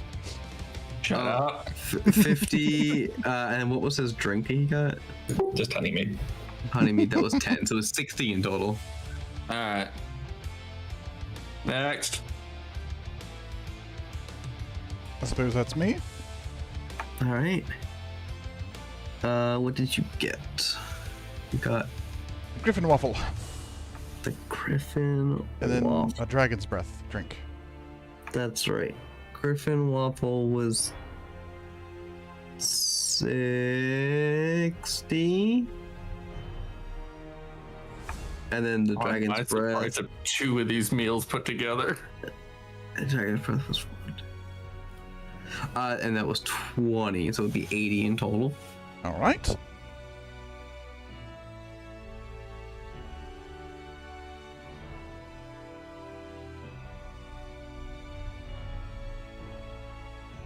All right, who's next? That's it. All right, and then Queen. I Grab her. shoot, I forgot your desserts. So the waffles was 10. The waffles was 10, and the extra waffles was 10. The cream was 5, and the 2 chocolate pecanos were 20 gold each. 5 gold for a bowl of cream? Yep, Chilled cream. chilled cream.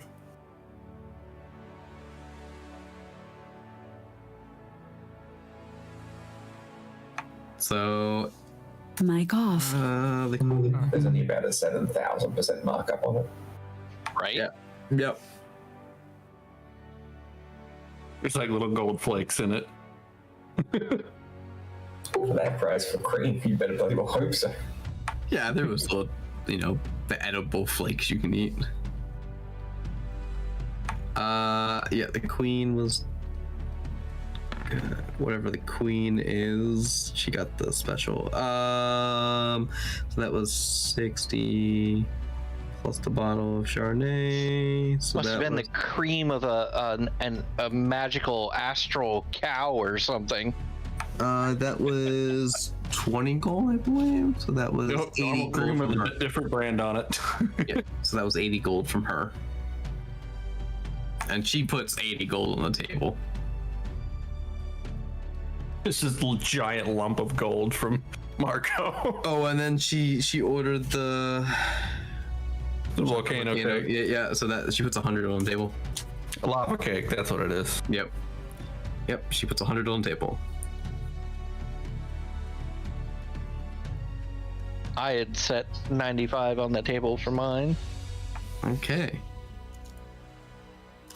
And then she starts counting this. And she's like, "We're short a little bit. How are we short? 65 gold. Shouldn't be. No, not 65. I shouldn't be short anything. I was paying Yeah, I put for my the stuff in there as well. out. Oh, they added. Why do you think I tax to asked this. about his? They added tax to this. That's 60. Tax? Screw They're that. taxing a queen? Yeah, they always pay tax. I pay tax. They're taxing the heroes of this country?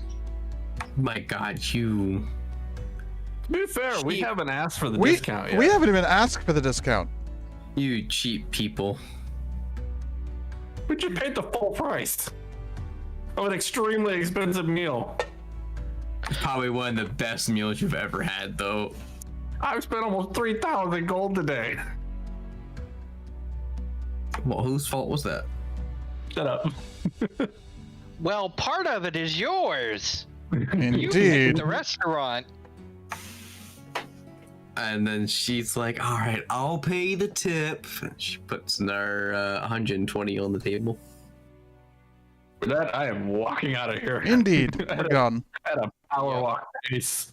So she puts on the table, makes sure, and then she walks out of the room. Last one to be walking out of the room, though.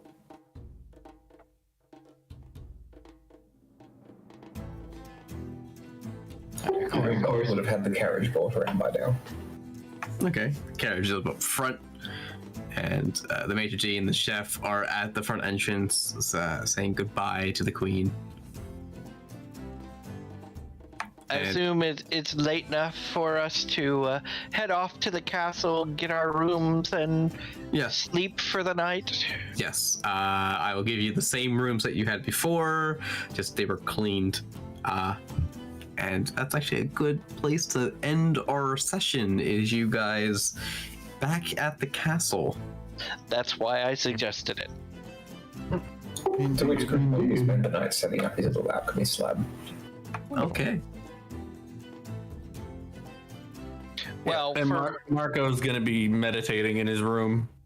free time is spent engraving each of my remaining daggers with the runes. I need Galen. You guys spent a night already, right? Oh, you guys spend this night, so I need Galen to do a D100. All right. Let's see. Pretty sure he rolled one for the last night already that we were here. Yeah, I already did. Yeah. Yep. What a lovely little world building episode. Yeah, we got a lot done as far as getting resupplied and 52. figuring out where we're going. And Two. All right. Torp pissed off Galen. He was trying to legitimately do a trading thing, like in the future. And she tries to be like, well, I saved your ship from getting destroyed. It's like, that's irrelevant. She knows what happened.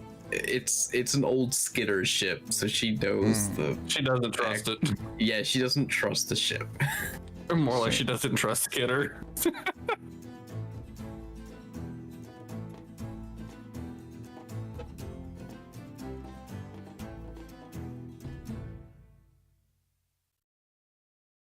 So that's a good point of ending. That's very interesting to come back to on next week. And we're all level 6 now. No, not a single bit. If I could just add a little bit of RP into this, there is one question I'd like to ask while I'm on the way back to the castle. Sure. Where did you learn Minotaurian? Where did I learn Minotaurian? No, Jane. Oh, Jane. Oh, I thought you were talking to me.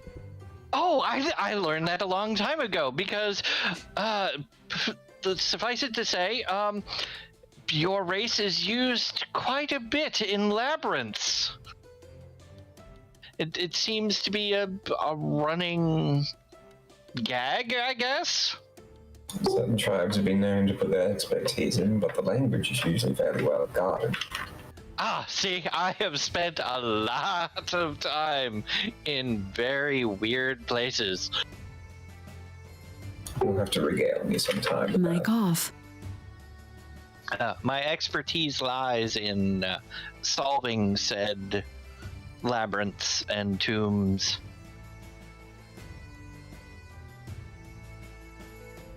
And I figured, what better way to learn my way around these labyrinths than to be able to speak to those that guard them?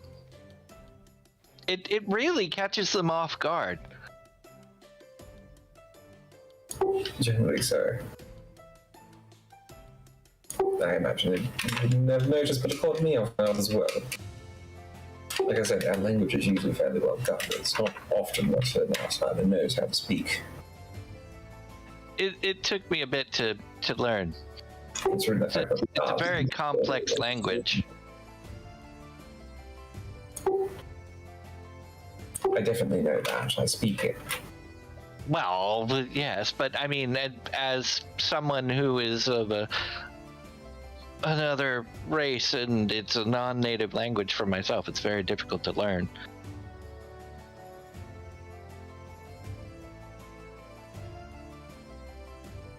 But how did you learn it?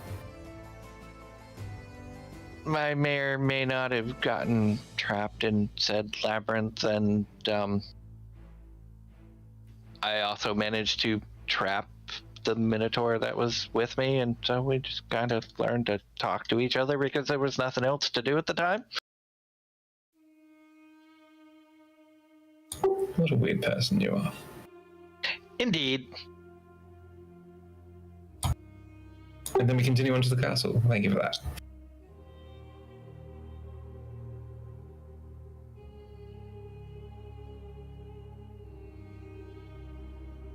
Yay! Yay!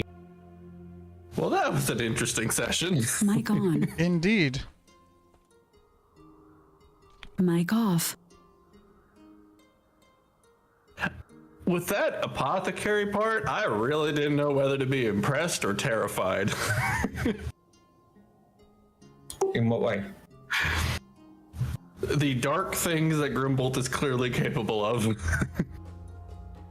You do remember him keeping your dead fox, right?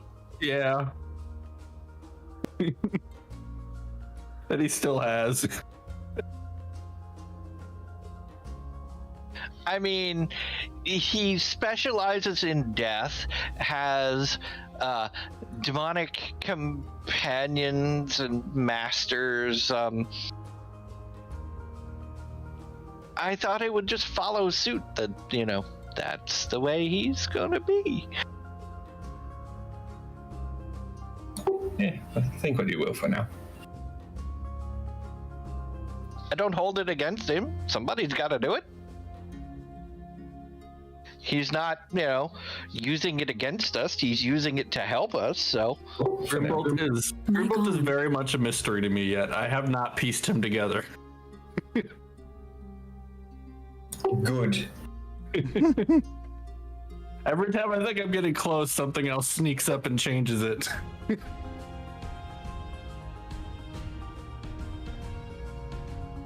Good job on the apothecary too, Holland.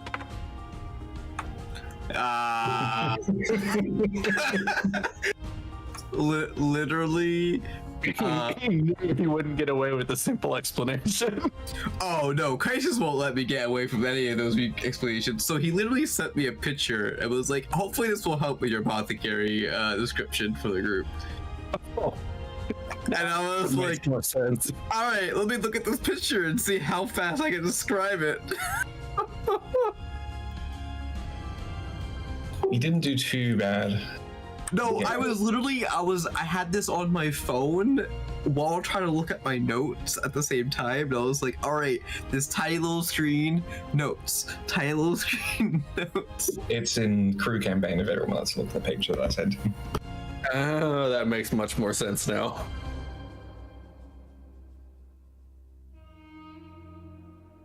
Yeah, it was nuts. Just because I noticed that Holland seems to stumble upon trying to describe places, so I thought I I'd just do. picture and just send it to him. I do, because I do better on like 101 RP, like, trying to get an NPC talking and everything like that. You're good with the NPC interactions, there's no fault on that one. It's just describing a place is terrible. Well, you do pretty well describing like the entrance, like the details and everything too. Yeah, But like I give a The basic. actions, I think. I would imagine there's probably a lot of DMs that probably have just a stock of photos to flip through to Right. use for descriptions. Probably. I know that a couple of DMs that I used to work with did. Honestly, not everybody could be Matt Mercer. Yeah, that's true. Like he immersions you. Like you could be just sitting there and he could write a book, like a paragraph, and like immersion of just like he could write a paragraph just based on that picture, and just you would can admit him. Fair. We're Yeah. talking about a guy that does this outside of Dungeons and Dragons. Yeah. Yeah. Considering there was an article where he spent 45 minutes describing the perfect sandwich to a waiter. Also, he's been doing this for Mortifying Barisha. he's like 40, right? He's now 40-ish. I think he's getting close to 40. Yeah, he's been Not doing at this all. for like what 30 years. He's been doing this for. And regardless of what you try to, everyone's going to be different. Everyone's Exactly. going to try and emulate Master to a degree, just because of how well he does things. Yeah. So that's none of your Yeah. business. Oh, I have played with many different groups over the years, and every DM has their own style and their own differences on what they focus on. For sure. When I used to run campaigns, I usually just had, I think I focused on 3 senses: sight, sound, and smell for any location that I was given. Yeah, the funny part is that I made myself a 5 senses post-it and said, like I said, see, smell, touch, hear, taste, and I keep forgetting to look at it because it's at the very bottom of my monitor. At least it's somewhere. I That's just need to the remember. C portion. Yeah, that's the Yeah. C version. I don't see it. Either side. I bet if you stuck it to your dragon minis, you'd see it. Actually, that's even farther than my monitor right now. Those dragon minis are on the other side of the room. But you look at them. So if you make a giant post-it note and put it beside the dragons, you will see it. So- Surprisingly, I don't look at my dragons as often as you think. I don't believe this. Insight check, please. Insights. Go I was ahead. gonna say, Go so- ahead. Dragons hoard things, and Holland hoards dragons. No, I hoard miniatures. There's a difference there. Yeah, but then a good portion of them are dragon miniatures. So we'll say you hoard dragon miniatures.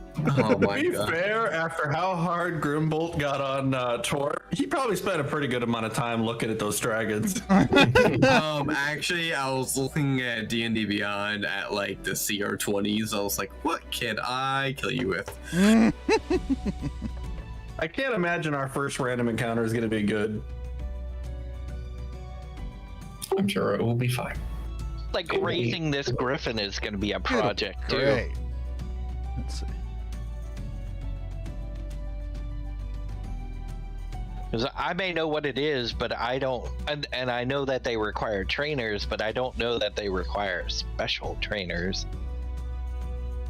Yeah, they are. Or any idea what the hatch conditions are? Oh, I made it. I know how much they cost to train and how much food they eat. Yeah, they eat horses. Yeah, it's expensive. It's Know how- very Yep. expensive.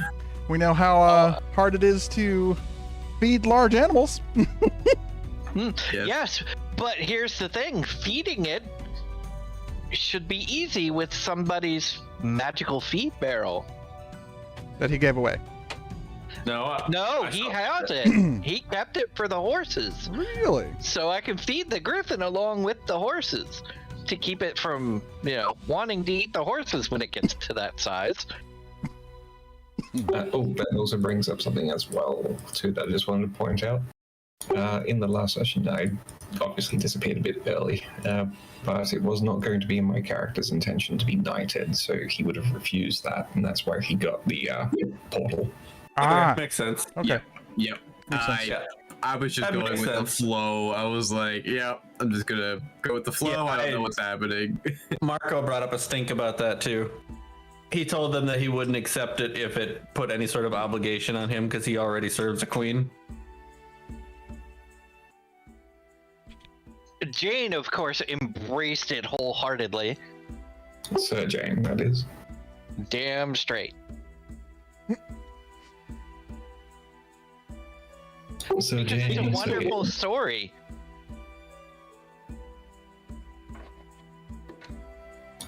Did Marco get knighted? He accepted it. He accepted But I it. made it clear in the middle of like a bunch of like nobles that I wasn't accepting any obligation it might entail. That's fair enough. It was just an honor, like kind of like you awarding a medal or something. Yeah, it wasn't us actually taking up arms under another. Yeah, I think there was a number of nobles in the room that didn't like Marco. Yeah, definitely it's just that scene from the end of A New Hope where everyone's getting medals from Princess Leia. Yeah, that's what I pictured too. Yep. Honestly, I was picturing the same thing, and I thought Grimbolt was Chewbacca. I thought you were gonna say that. I was picturing like Skitter and them in the crowd as like R2 and 3PO. Oh dear. Oh god. There are so many times I thought Mic about off. like saying "See you, Splinter" to Skitter. Wow. It was tempting, but I can't help it. I thought of him as a freaking rat man for numbers and numbers of sessions, and now I just can't help but see him any other way.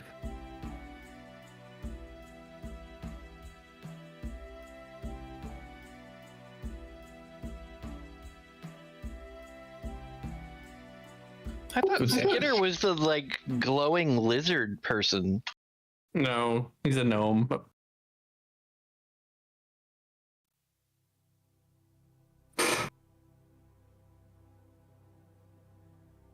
I don't know why, but I could have sworn somebody was a rat man. No, I remember who the glowing lizard person was now. The one that first showed us around the black market, the hole in the ground trading place. Oh, the first time we were there when Eureka was still at Yeah. the party? Yep. Mic on. I see. I think that was the glowing lizard guy. Which one?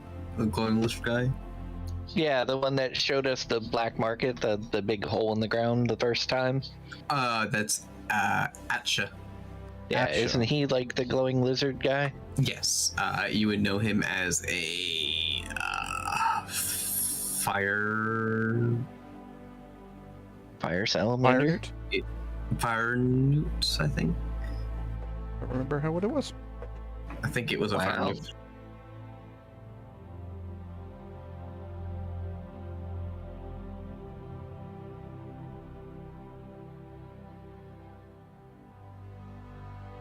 Yeah, wonderful session.